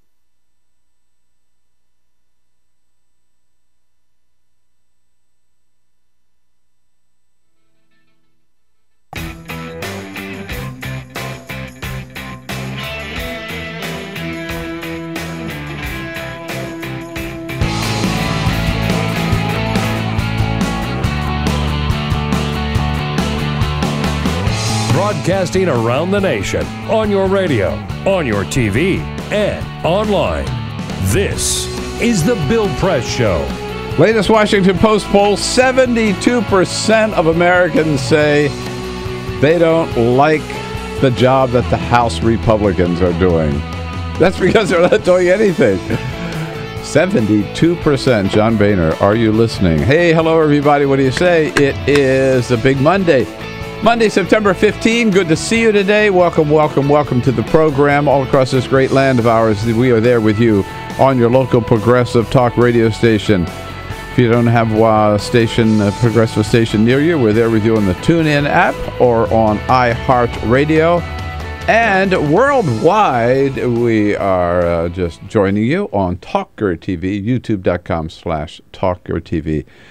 Again, thanks so much for being part of the program this morning. Look forward to hearing from you on the phone at 866-55-PRESS or on Twitter at BP Show. Send us your comments and send us your comments on Facebook at facebook.com/Bill Press Show. You know, with a busy day like today, we need help. We need help getting through it all. So we turn to a good friend of ours here as a friend of Bill for the entire hour. Robert Schlesinger is the managing editor for opinion at the U.S. News and World Report. Hello, Robert. Hey, Bill. How are you? Nice to see you. Good to be here. You have a good summer? Everything good? Yeah, everything's good.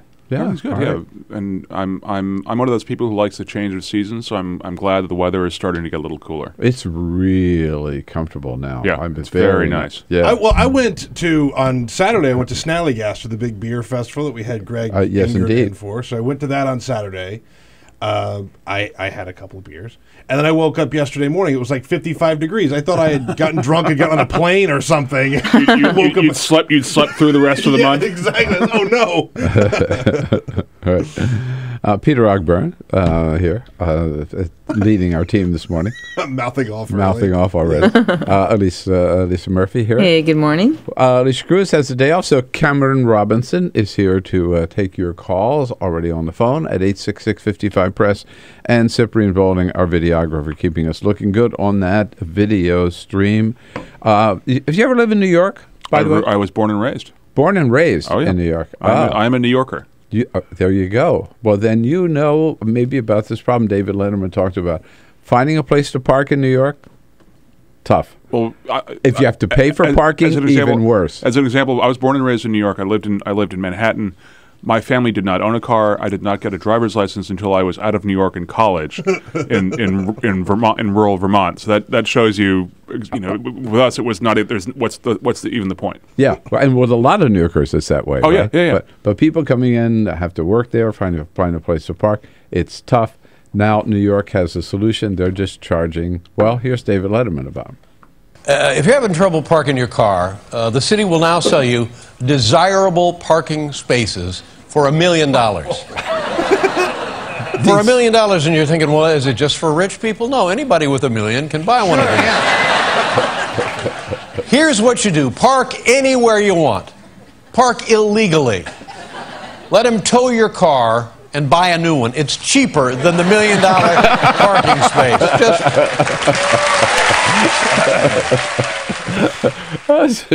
Why would you drive to New York, right? Why? First of all, there's so much good public transportation in New York. No, if you live in New York, there's no reason to have a car. No reason. Absolutely no reason. And if you live in Manhattan, certainly, but if you live in the boroughs, it's not, right? Or if you live in New Jersey, you don't need one. You live in Connecticut, you don't need one, you know. And certainly from here, if you go to New York, drive, crazy. And now, particularly, but I love it. The desirable parking place for $1 million. Yeah, I wonder where they are. Yeah, what's that definition? What's that definition exactly? All right, lots to cover here with Robert for the first half hour, and then we will be joined by Ken Sofer from the Center for American Progress to talk about national security issues and ISIS. But first, this Peter with the big headlines of the day. Yes, indeed. Just a couple of other stories making news. We'll start in New York, where in New York City, Kate McLean calls herself, quote, a multi-sensory artist and designer. She is from Britain, and what she's done is she has created smell maps of different major cities around the world, and she has now started to make a smell map of New York. And the New York Times had a story on her this weekend. She's going around and documenting what different neighborhoods smell like. For example, she says that there are certain areas that you walk through, you could smell waffles cooking and coffee brewing, so that you could walk through Brooklyn. She noted that there's a lot of car exhaust and festering sewer smell, punctuated by the occasional whiff of cigarette smoke, the article says. She says, overall in New York, it is a, quote, warm, musty smell that comes from the cellar. But she's doing a whole map of what you can smell. Is this what you remember New York smelling like? I was going to say there are certain parts of the city and definitely certain times of year, like August, that I would not advocate having a smell map. Hot garbage, I don't think, is one of the ones that she has listed. So. Has she done Washington, D.C.? She has not done Washington, D.C. Look forward to that. Yeah. Chongqing City in China has a new idea for people who are walking and texting. In Gadget Reports, they have a special lane on their sidewalks for people to text and walk at the same time. For example, if you're just walking and you're not going to be looking at your phone, you can use what's essentially a speed lane. You're just walking. But if you're going to be slower, the diamond lane, and you're going to be taking pictures, taking pictures and looking at your phone and trying to walk, there is a special designated lane for you in Chongqing City. You know what? It's not dumb. I have to tell you, this is one of the things that I do, which I shouldn't do, is walking and texting. It's not good. Not driving and texting. Walking and texting. I mean, you can walk. I have walked into things, walked into buildings. And sometimes I've been walking along like this, and I'll hear somebody say, hello, like somebody's coming, and I'm about to run into them. You know? It happens. It happens. It happens. And it's rare. So get out of my way. I'm texting. Goodbye. And it's rare that Ben & Jerry's releases a new flavor, but they have done that. They have put out a statement. They have put out a Bob Marley-inspired flavor. Now, a lot of potheads are all excited. He's sort of the patron saint of potheads. And the Ben & Jerry certainly didn't miss the chance to capitalize on that. They're calling it Satisfy My Bowl. Of course, could go either way for either ice cream enthusiasts or potheads. What it is a banana ice cream base loaded with caramel and cookie swirls, and there are chocolate pieces in the shape of peace signs. Oh, God.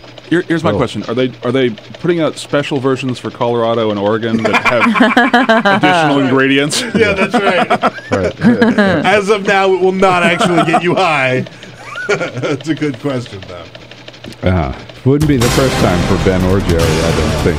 No. I don't think so. 14 minutes after. It was a big day yesterday. I'm surprised that you're here this morning, that you were not still out in Iowa for after the big 37th annual or 38th, I forget. I think it's Yeah. I think it's 37th. 37th steak fry for the retiring, unfortunately, Tom Harkin.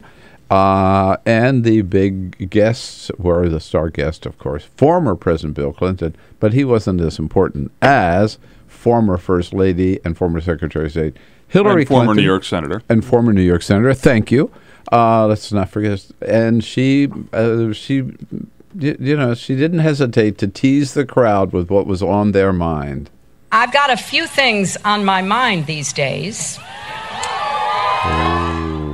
Yes, and she admitted she does have that important question to think about, but that's not why she was there yesterday. I am thinking about it.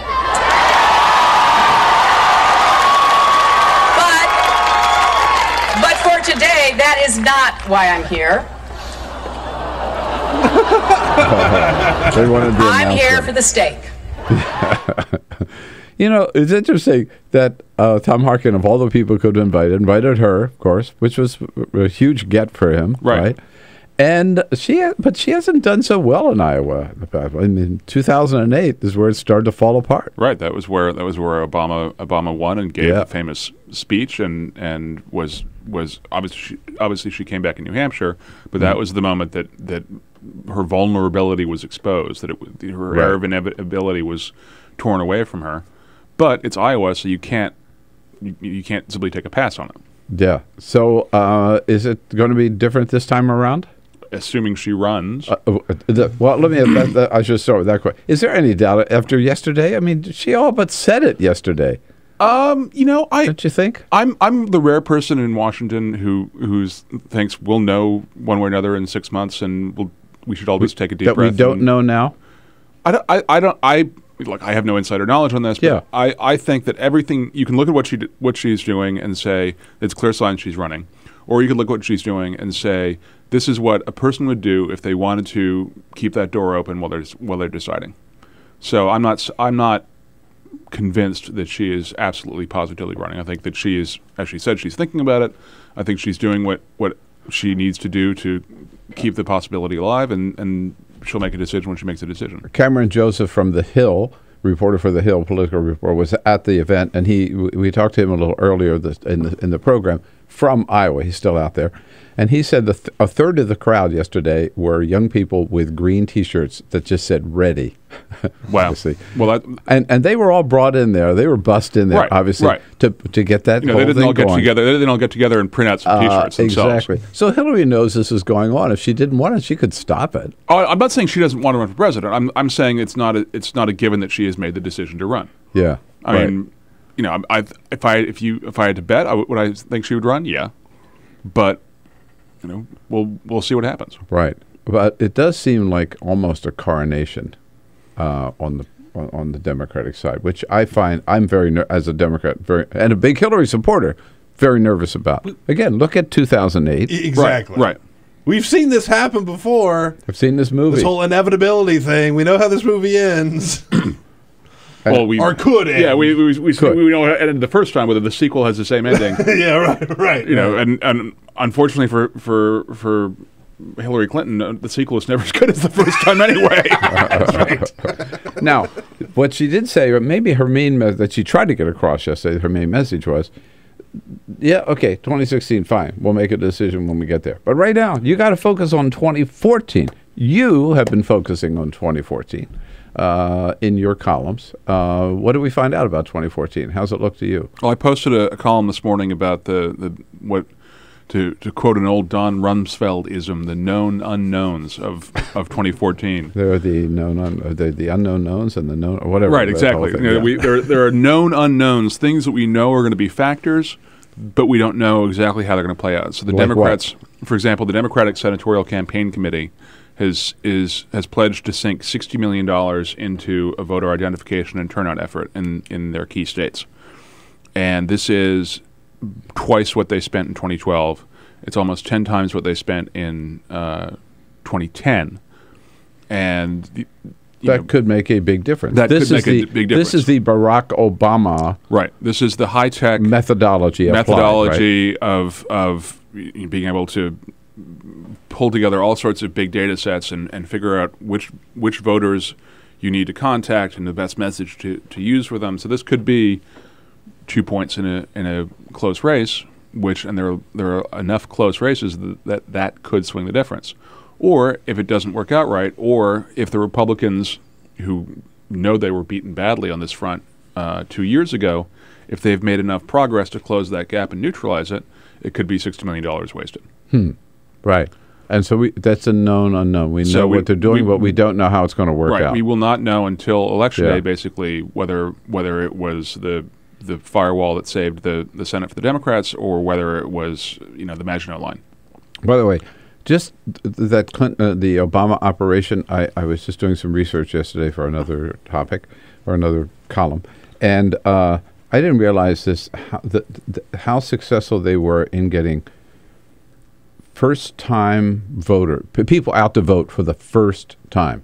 There are 15 first time he ran. Yeah. Also, 2008, there were 15 million Americans who voted for Obama who had never voted before in their life. Wow. And they provided 68% of them voted for first-time voted for Obama, and they gave him over a million vote margin over what he beat John McCain by. Wow. So if senators are able to, if the DSCC is able to do that with this same kind of a program, they could make a big difference in so many of these Senate races that are basically toss-ups right now. Yeah, no, I mean that could literally be the difference. But the latest poll, Peter, you were telling me off the air in New Hampshire. Yeah, it's tied deadlock, up. right? 38-38. Yeah. 38-38. Yeah, that's it. Yeah. 48-40. I thought. Or 48. I'm sorry. 48. Sorry, 48-48. 48-48. Right. Who did the poll? I'm gonna have to look really quickly. Let me pull it back up. I mean, the thing with polls is, if you got to look at, as you guys know, you got to look at the trend. You don't look at any individual poll because there can always be outliers. Right. But if you look at the Senate in terms of Senate races, New Hampshire and North Carolina and Louisiana and go down the list. Michigan. Iowa is a huge one. Colorado. Arkansas. There's a CNN poll, by the way. Yeah, CNN poll. Yeah, Alaska. So many of these are one or two. Kentucky. Right, Kentucky, yeah. Kentucky may have opened up a little bit. I hope not, but in the right direction. We'll take a quick break. I want to hear some more of these unknown knowns, known unknowns, whatever they are, when we come back about 2014, including some governor's races, too. Robert Schlesinger is with us here from U.S. News and World Report. We'll find a seat for you at the table. Give us a call at 866-55-PRESS. This is the Bill Press Show.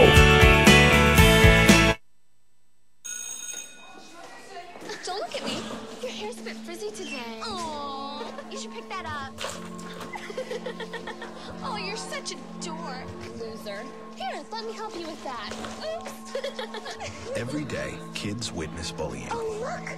Your crush is looking at you. Poor you. They want to help, but don't know how. See, no one here's gonna help you, because no one Teach your kids how to be more than a bystander. Visit stopbullying.gov.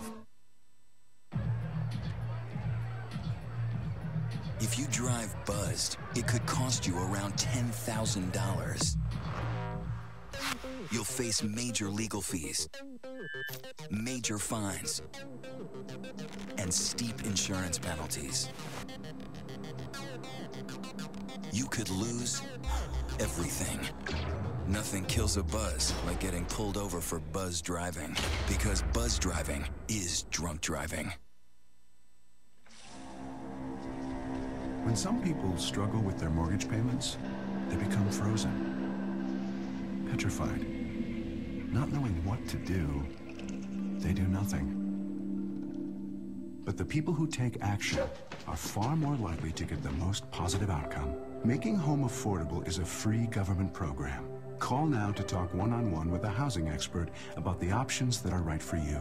Real help, real answers, right now. Here at the GED Pep Talk Center, we have pep talkers standing by to get you motivated for your GED diploma. Text the name Terry to 69222 for a sympathetic pep talk. You show people what you really are. Or for a gentle pep talk, text the name Deborah. You know you're going to make people very proud of you. And if that's not enough, text the name Danny for an extreme pep talk. Prove everyone wrong. Show them you're the boss. Get your GED pep talk and find free GED classes. Text the name of the person you want a pep talk from to 69222.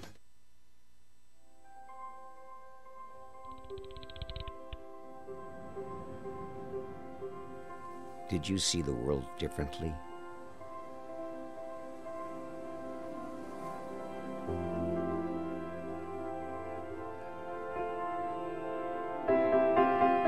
Did you celebrate the victory?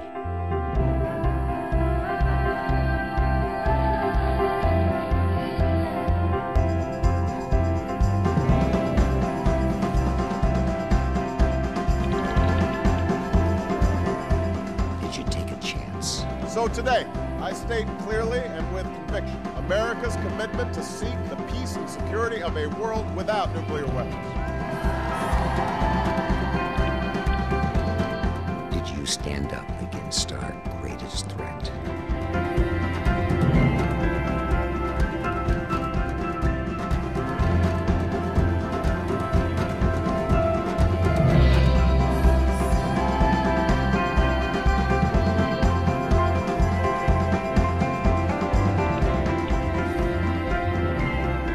Did you commit to change the world?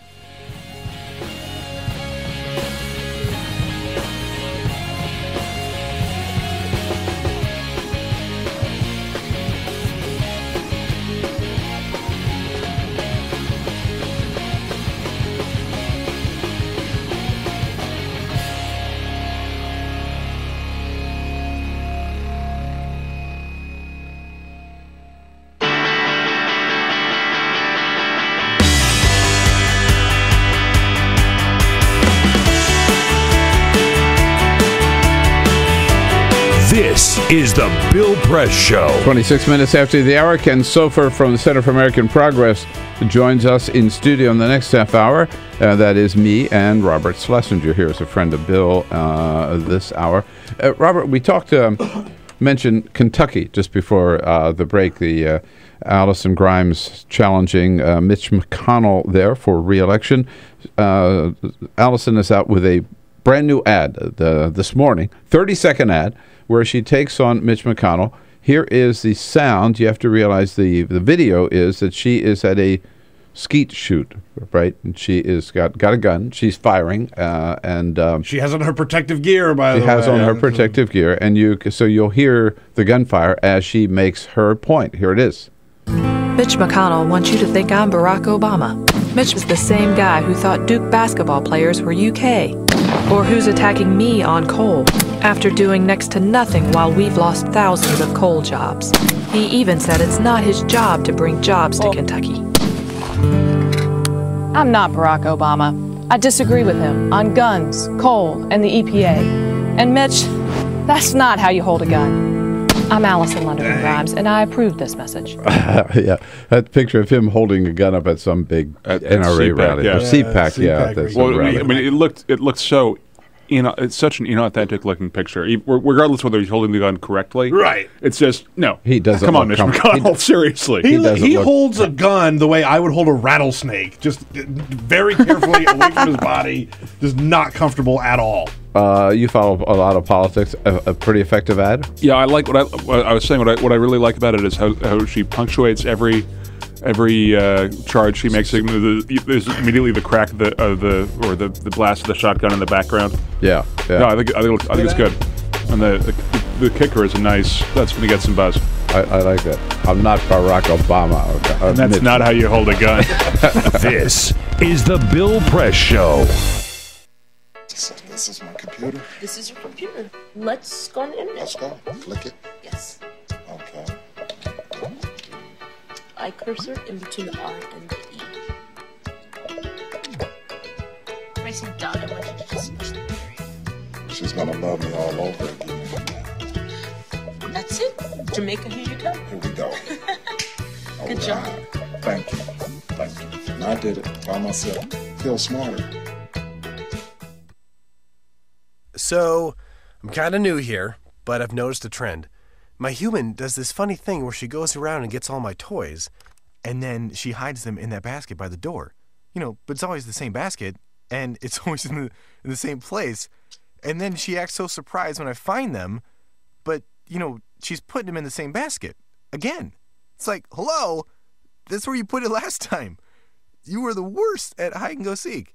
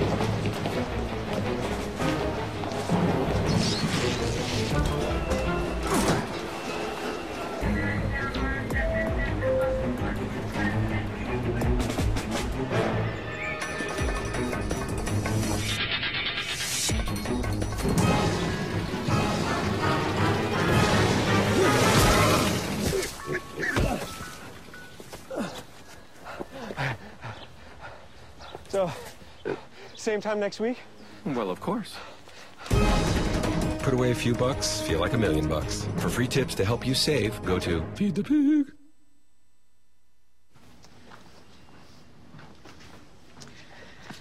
All right. I know this isn't any fun to talk about, but we should. Okay. So who's going to do what? I'll pack the dead batteries. Great. I'll only put what I don't need into a duffel bag.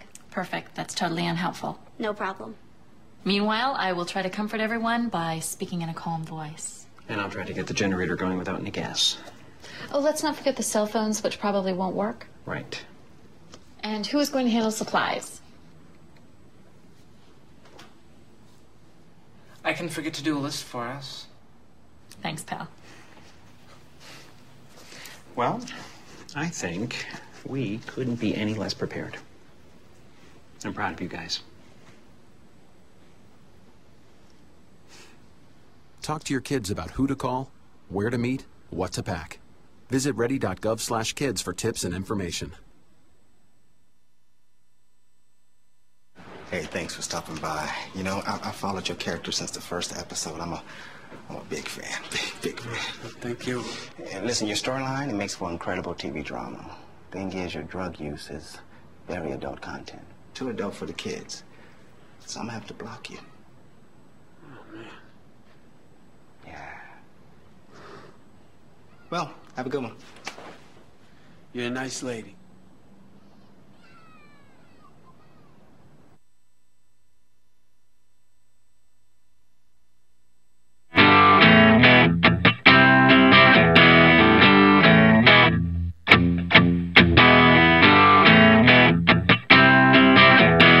Connect with The Bill Press Show on Twitter. Follow us at BP Show and tweet using the hashtag WatchingBP. This is The Bill Press Show. Here we go at 33 minutes after the hour now on a Monday, September 15. The Bill Press Show coming to you live from our nation's capital and our studio on Capitol Hill, brought to you today by the American Federation of Government Employees, the good men and women of the AFGE under President J. David Cox. He'll be a guest a little later in this week in studio with us. And for more information about their good work, all the different federal agencies, you can follow their website at afge.org. Last week, the big exactly a week ago, all the expectation around the president's speech to the nation last Wednesday night, the build-up to the speech itself, and then a reaction to the speech Now we know the president's strategy and what he's about now, trying to put a coalition together to make that strategy work. What can we expect? Is it working? Ken Sofer is the Associate Director for National Security and International Policy over at the Great Center for American Progress, and joins us in studio this morning. Hello, Ken. Nice to see you. Good morning. Thanks for having me. Robert Schlesinger here from U.S. News and World Report, continuing here as a friend of Bill for this entire hour. Robert, okay. So now we know what the strategy is. American airstrikes, no American boots on the ground. Right. And we're going to make the strategy work. There are 4 elements as I see it. The president talks about these all the time. 1, a new unified Iraqi government. 2, rearmed and retrained Iraqi military. 3, rearmed and retrained Syrian moderate opposition forces. And 4, military support of some nature from friendly Arab nations in the region. I see all 4 of those legs of the table, if you will, as being pretty shaky, pretty iffy. Doesn't that make the whole strategy pretty iffy? Well, I think the 4th part's probably the most important of them. You know, everyone's been focusing on who are we striking, what are we blowing up, but it's that regional strategy component. Because if that doesn't work, then the whole strategy falls apart. It's a question of whether or not you can bring on board countries like Saudi Arabia, countries like the UAE. Can you get Qatar and Turkey to actually start pulling their weight and start being positive players as opposed to negative players in especially what's been happening in Syria? And if they don't participate well, then the whole strategy falls apart. What's the evidence that they will? The history would show that you can't count on them. I think a lot of the discussions. I think a lot of the discussions. We're starting to hear the right things. We're starting to see Turkey, which has basically been letting in the past all these fighters stream across the border, and you had a lot of extremists that are going from Turkey into Syria. They've been starting to tighten up. The Saudis, I think, much earlier on than the Qataris realized that working with some of these extremist groups is going to cause more problems down the road. So they've been helping kind of tighten up internally, preventing some of their own nationals from going and fighting in Syria. So you're starting to see some positive action that they're taking. But the big question is whether or not they're going to do it publicly. Because part of this is, you need to show the Iraqi Sunnis and the Syrian Sunnis that, this ISIS is not a supporter of the Sunnis. They are not fighting on your behalf against these Shia-led governments that look at the other Sunni-led nations in the region that are fighting back against them, that oppose them. So you need them to do it publicly. And that's, I think, the biggest area of concern. I think the Saudis and the Emiratis are perfectly happy to be supportive of the policy and will do stuff behind the scenes, but are they going to be willing to say publicly, we're coming out and we're lining up with the U.S. against these guys? And that's, I think that's a bigger concern. And they might have to get dragged into that, to be honest. Yeah. There's a lot at stake. But I think if I may suggest, I think you might too quickly dismiss the other legs of this table, if you will. I mean, a new Iraqi government. They were bragging about this last week. It's less than a week old. Yeah. I mean, how do we have any confidence that this thing? And they don't have all their key positions filled yet, right? So then the Iraqi military. Well, the last time they faced ISIS, right? They just said, hey, you want all these weapons? You want these tanks? I mean, you got them, right? And they ran away. Yeah. So why do we think they're going to perform any better this time, no matter how much training we give them? Yeah. I mean, I think that's the biggest part. I think that when you look at the strategy, I think the president's been pretty clear, and I think rightly so. We shouldn't be bombing just for the sake of bombing. We shouldn't be bombing just because, that's going to make us feel better that we're doing something against them. The Lindsey Graham, John McCain approach to foreign policy that just bomb anything everywhere at any time. You only bomb basically if you have someone on the ground that's actually willing to do a lot of the legwork. So that's part of the reason why we were successful in the KRG is because we had the Kurdish Peshmerga who's actually there and willing to fight. The Iraqi army was basically a failure when they first combated ISIS, but then you look at Mosul Dam, they actually performed pretty well. But they were the Kurds. The Kurds and the Iraqi army were both there. Okay. And so you had the Iraqi army actually starting to step up. I mean, some of the operations we've seen there, they've been doing better. There's still a long way to go. Whether or not they're going to clear out ISIS from Sunni majority areas in Anbar province, I think we're still a long ways away from that. And I think that's the thing that the president tried to lay out a little bit, but it has to be pretty clear. This is not going to happen in 2 or 3 months. This is a long effort, and I think that that's the scariest part about that. This is a very long effort because the Iraqi army is just not there yet. The Syrian opposition is certainly not there yet. A few of my colleagues and I were out the Turkish-Syrian border this spring. We interviewed a lot of the fighters, and there's so much internal political fighting within the opposition. The Free Syrian Army, the various different components, they're not lined up with one another. They're not talking about a national strategy. This is, a lot of them are local fighters defending their homes. So how you create an effective opposition that's actually going to take the fight to ISIS, I mean, that's a longer prospect. That's very daunting. I think the U.S. has really shied away from wanting to do that because it's been so daunting. But I think at this point, we're kind of out of options. And don't you think... and creating an effective opposition while also trying to make sure that we're creating effective opposition out of the right people who aren't going to turn around and be ISIS Part 2 or Al-Qaeda Part 3 or... Right. I mean, one of the most effective, fighting groups on the ground has been the Islamic Front. Islamic Front, very effective at fighting. They've had some problems recently, but they've been much more effective than the Free Syrian Army. We talked to some of the fighters, and they describe themselves as the Syrian version of the Afghan Taliban. That's the model that they see themselves as. And you think to yourself, is that one of the groups we're going to end up having to work with? Right. And if you end up working against them, if the Islamic Front falls apart, do they end up joining the moderate Syrian opposition, or do they end up just strengthening ISIS on the other side? So, there's a lot of very dangerous actors. There's a lot of... I think there are some capable actors on the ground, but they're small. I mean, I think that's one of the biggest concerns. They're small. They're not national-level actors. They're good at operating in a particular town, or maybe if you're lucky, a particular province, but they're not going to take the fight across the country. Now, you said something which the president has made clear, too, Robert. I'm going to ask you about this, is that this is going to take some time. This is probably going to take more time than Obama has left. Yeah. And this is why... there's increasing talk that Congress is going to do something about this beyond simply authorizing the training and arming of the Syrian rebels. Probably they'll do it in the lame duck session after the election because they don't want to take a tough vote before and do their job before an election. But this is why they should do this, and honestly, the president should have asked more directly for authorization. But are the American people ready for another prolonged commitment in the Middle East? Partly it depends on whether it is. I mean, presumably, I take the president at his word when he says no boots on the ground. So I think the American people are probably. Well, first of all, the polls show that right now the American people are worried about ISIS. Or ISIL, and support airstrikes at this point. But airstrikes is a very different creature than sending in the third ID. So yeah, I mean, for the time being, there is the war weariness is past. How long that will last will depend on how it turns out. Ken, there's someone earlier in the show mentioned seeing a cartoon this week where the special forces were putting on golf shoes.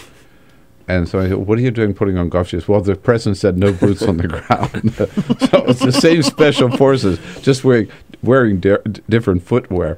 And Lindsey Graham this weekend said the idea that we will never have combat boots on the ground is ridiculous. It's a dream. I mean, he basically said that anything shy of boots on the ground is appeasement to ISIS, that they have to be celebrating in the streets, that we're only going to launch airstrikes. But how real is it that we'll be able to pull this off without American combat boots on the ground?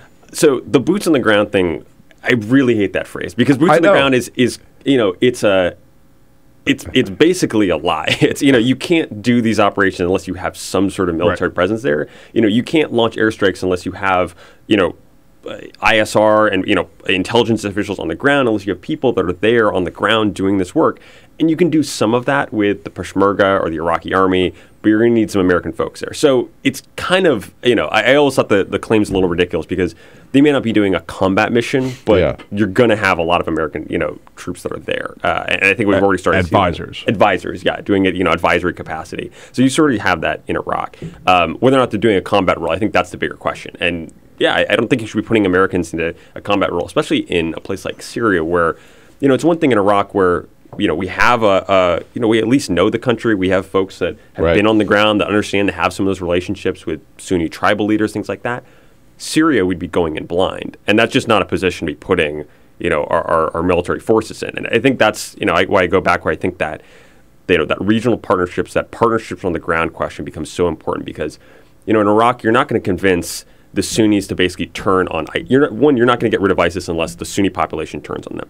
You're not going to get the Sunni population to turn on them unless they feel like they have been properly reached out to by the government in Baghdad and by the other countries in the region. So, tribal leaders become very important. We don't have the relationships with those tribal leaders. But you know who does? Saudi Arabia and Jordan. Because a lot of them, they share a lot of the same tribes. A lot of those tribes overlap across the border. So, if the Saudis and the Jordanians aren't helping reach out to a lot of these Sunni tribes, are you really going to get them to turn on ISIS? I mean, that part becomes really important. So because it really depends on that coalition. Gentlemen, just hold on just a sec. Hold your thoughts there, because we'll take a quick break and we'll come back. And maybe one basic question we skirted around, which we should talk about, is whether or not the president really does have the authority to carry out this mission. He says he does. Some people say he doesn't. It's the Bill Press Show with Ken Sofer and Robert Schlesinger. And you can give us a call at 866-55-PRESS. We'll be right back. This is the Bill Press Show.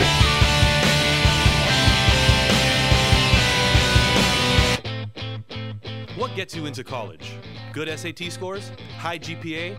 Lots of extracurriculars? Sure, but what you really need is money. If you don't have the cash, you'll need a loan. And we mean huge student loans, because the cost of college has risen 1,000% in the last 30 years. This means big money for the banks that collect fees and interest. Now, millions of young people are starting their adult lives with an average of $29,000 of loans on their backs. Altogether, we're talking $1.2 trillion in student debt. And more people are finding it impossible to pay them back. Welcome to the student debt crisis. The increasing demand for higher education and cuts to state funding gave colleges a huge incentive to keep inflating prices. I graduated about a year ago, currently in $35,000 of debt. I am in debt about like $25,000. I owe $23,000. I owe over $50,000 in student loans. 38.8 million Americans owe money on a student loan. And the biggest names in banking are making huge profits off the booming student loan industry. Sallie Mae, the largest provider of private student loans, made $949 million last year. They only give you about 6 months to look for a job. You have to start paying back the loan. It's very pressuring, especially nowadays. It's very hard to find a job. Over half of the students graduating in 2012 could not find a decent paying job. They either had low-wage jobs or unpaid internships or were unemployed altogether. So you can't make the payments. You start incurring late fees, which makes the loan even harder to pay off. And it stays with you for years, even decades. Right now, a third of the people who started repaying their loans are delinquent or in default. That's 13.7 million people, more than the populations of Chicago, New York, and San Francisco combined.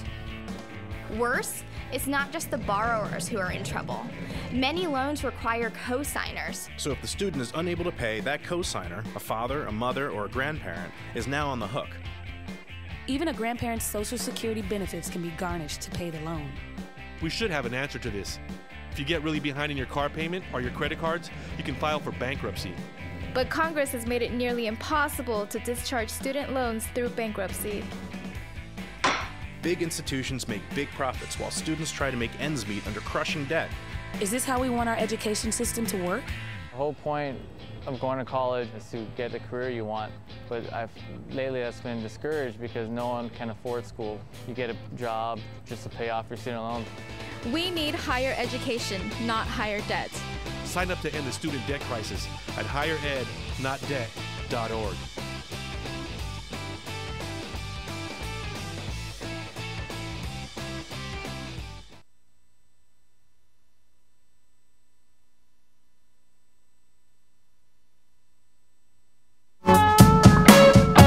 Seen on Free Speech TV and online on TawkrTV. This is the Bill Press Show.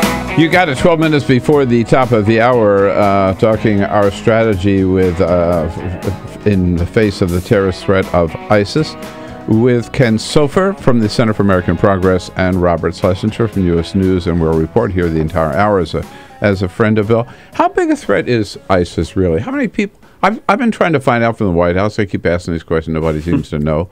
How many of them are there?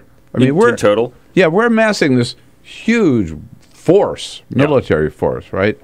The United States and the UK, the NATO nation, and all these Arab nations. And are there that many ISIS? So the previous reports I had read basically said from the Director of National Intelligence was somewhere between 7 and 20,000.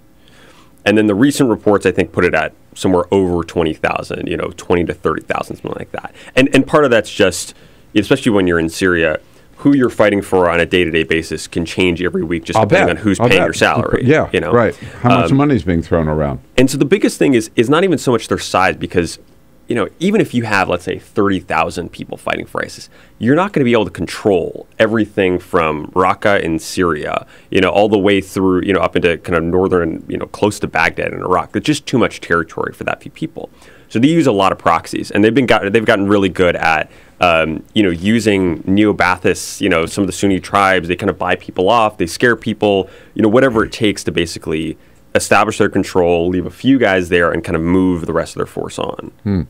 Now, does the president have the constitutional authority to basically start another war? So the president says that he has the authority under the 2001 AUMF because that was designed to fight al-Qaeda, and this is technically al-Qaeda in Iraq and just kind of continued on from there. This is al-Qaeda on steroids. Yeah, right. So this is, al-Qaeda in Iraq became ISIS, and so he says that, under the 2001 AUMF, he has a role. I think that even the most generous reading of the 2001 AUMF would not say that because, Zawahiri himself, the leader of al-Qaeda, says ISIS is no longer part of al-Qaeda. They're not responsible. And plus, the 2001 AUMF was designed to go after the perpetrators of 9/11. It didn't say anything about al-Qaeda. It's whoever was responsible for 9/11. And at this point, I'm not sure if there's anyone alive left in al-Qaeda that was directly involved in that. And certainly the guys in ISIS weren't.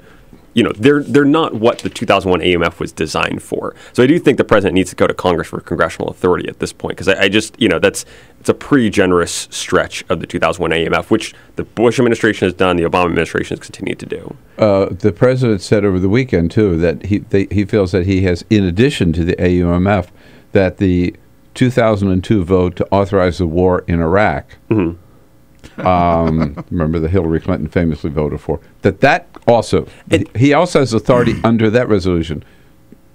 Again, invading the original invasion of Iraq still gives him the authority now to do airstrikes inside of Syria. And what's amazing is that... Follow that logic, Robert, well, if you can. I can't, which is why I think that he should, as Ken said, he should go to Congress. He should ask for an authorization, and Congress should do it. John Kerry said yesterday that we're at war with ISIS. Last time I checked, the Congress has the war-making power, not the president. Do you think he should go to Congress? I absolutely think he should go to Congress. I mean, if at the very least, just to get Congress's skin in the game. I mean, Congress has been sitting on the sidelines criticizing this, everything the administration has done. Absolutely. I think the majority of Congress would agree that this is, a fight worth having. That we need to take the fight to ISIS, but they need to get involved, and you need for just there's. When we're in this sort of place where you're constantly wondering to yourself, are we at war or are we not at war? And I'm totally unclear whether we are. I think there's certain kind of legal rules that need to get followed. And I think one of them is just going to Congress for that authorization. Yeah, and one of them is called the Constitution of the United States. But also, you asked about the public's appetite for this sort of thing. And Congress is the public's tool. Absolutely. In Washington. And... that is a venue for having this discussion and not only getting Congress's skin in the game, but also getting the public.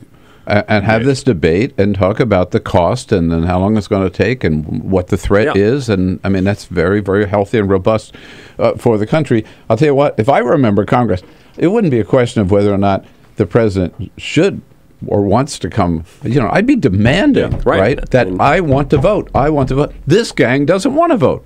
Yeah, it's actually, it's stunning that they just seem completely happy to kind of bury their head in the sand and let the president decide on his own what he is and his not allowed to do. Let him check himself, which is just not, that's not sustainable or feasible. Hey, Ken, thanks so much for coming in. Great to meet you. All right, have to get you back again soon because this is not going to go away for all guys. And Robert, you're welcome anytime. Thank Bill, you, man. I'm always happy to be here. Thank you for having me. Good as a friend of Bill. I'll come back. I get the final word on a parting shot coming up next. This is the Bill Press Show. It is possible to read the history of this country as one long struggle to extend the liberties established in our Constitution to everyone in America. In other words, who, according to our laws and culture, gets to be considered a person? The law creates legal personhood, and movements create law and change culture. So, how have the courts passed laws to shape our culture? That history goes way back before Citizens United. 1819, Dartmouth College versus Woodward, Supreme Court case, turned a corporate charter from a government-granted charter to a contract. This ruling gave corporations standing within the Constitution. 1886, Santa Clara County versus Southern Pacific Railroad. Though the court did not rule on corporate personhood, the decision was subsequently cited as a precedent to hold that a private corporation is entitled to the same 14th Amendment rights of due process and equal protection as human beings. This makes it impossible for us to make laws that treat local businesses any differently than giant multinational corporations, even if their business practices are deemed to be harmful to workers, the environment and communities, or if they have a history of violating the law. Hale versus Henkel, 1906. The court granted corporations the Fourth Amendment search and seizure protection. Dodge versus Ford Motor Company, 1919. The Michigan Supreme Court says the business corporation is organized and carried on primarily for the profit of the stockholders. Stockholder primacy is established.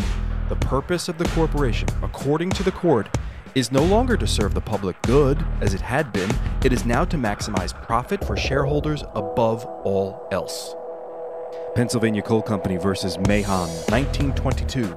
Corporations get the Fifth Amendment takings clause, meaning if you pass a regulation that impacts a corporation's ability to make a profit, that is deemed a taking, and they can sue for the right to future profits lost. This creates a chilling effect, and local and state governments become much more hesitant to pass laws in the public interest for fear that corporations can claim loss of potential profits that cities and states will be on the hook to pay. Buckley versus Vallejo, 1976. The Supreme Court rules that spending money to influence elections is protected under the First Amendment, in effect saying that money is speech. Citizens United versus Federal Election Commission, 2010. Today, the Supreme Court of Chief Justice John Roberts declared that because of the alchemy of its 19th century predecessors in deciding that corporations had all the rights of people, any restrictions on how these corporate beings spend their money on political advertising are unconstitutional. The court's ruling threatens to undermine the integrity of elected institutions across the nation. It's a rejection of the common sense of the American people.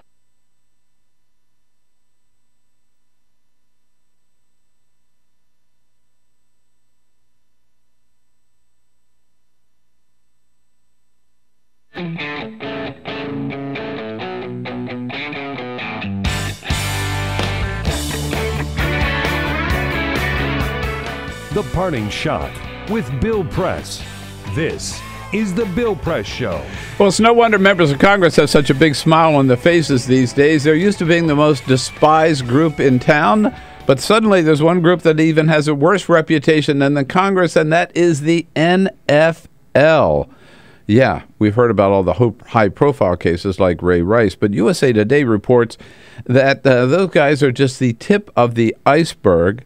They keep the stats on NFL players arrested for everything from drunk driving to murder. Listen to this. They found out that 1 out of every 40 NFL players is arrested at least once a year. Out of 32 teams, an average of 22 players per team is arrested each year. And after drunk driving arrest, the most arrests come for domestic violence. Yes, for the NFL, suddenly what happens off the field is getting more attention than what these players are doing on the field. That's not good. How long can Roger Goodell survive? Get him out of there. Hey, folks, have a great day. See you tomorrow. The Bill Press Show.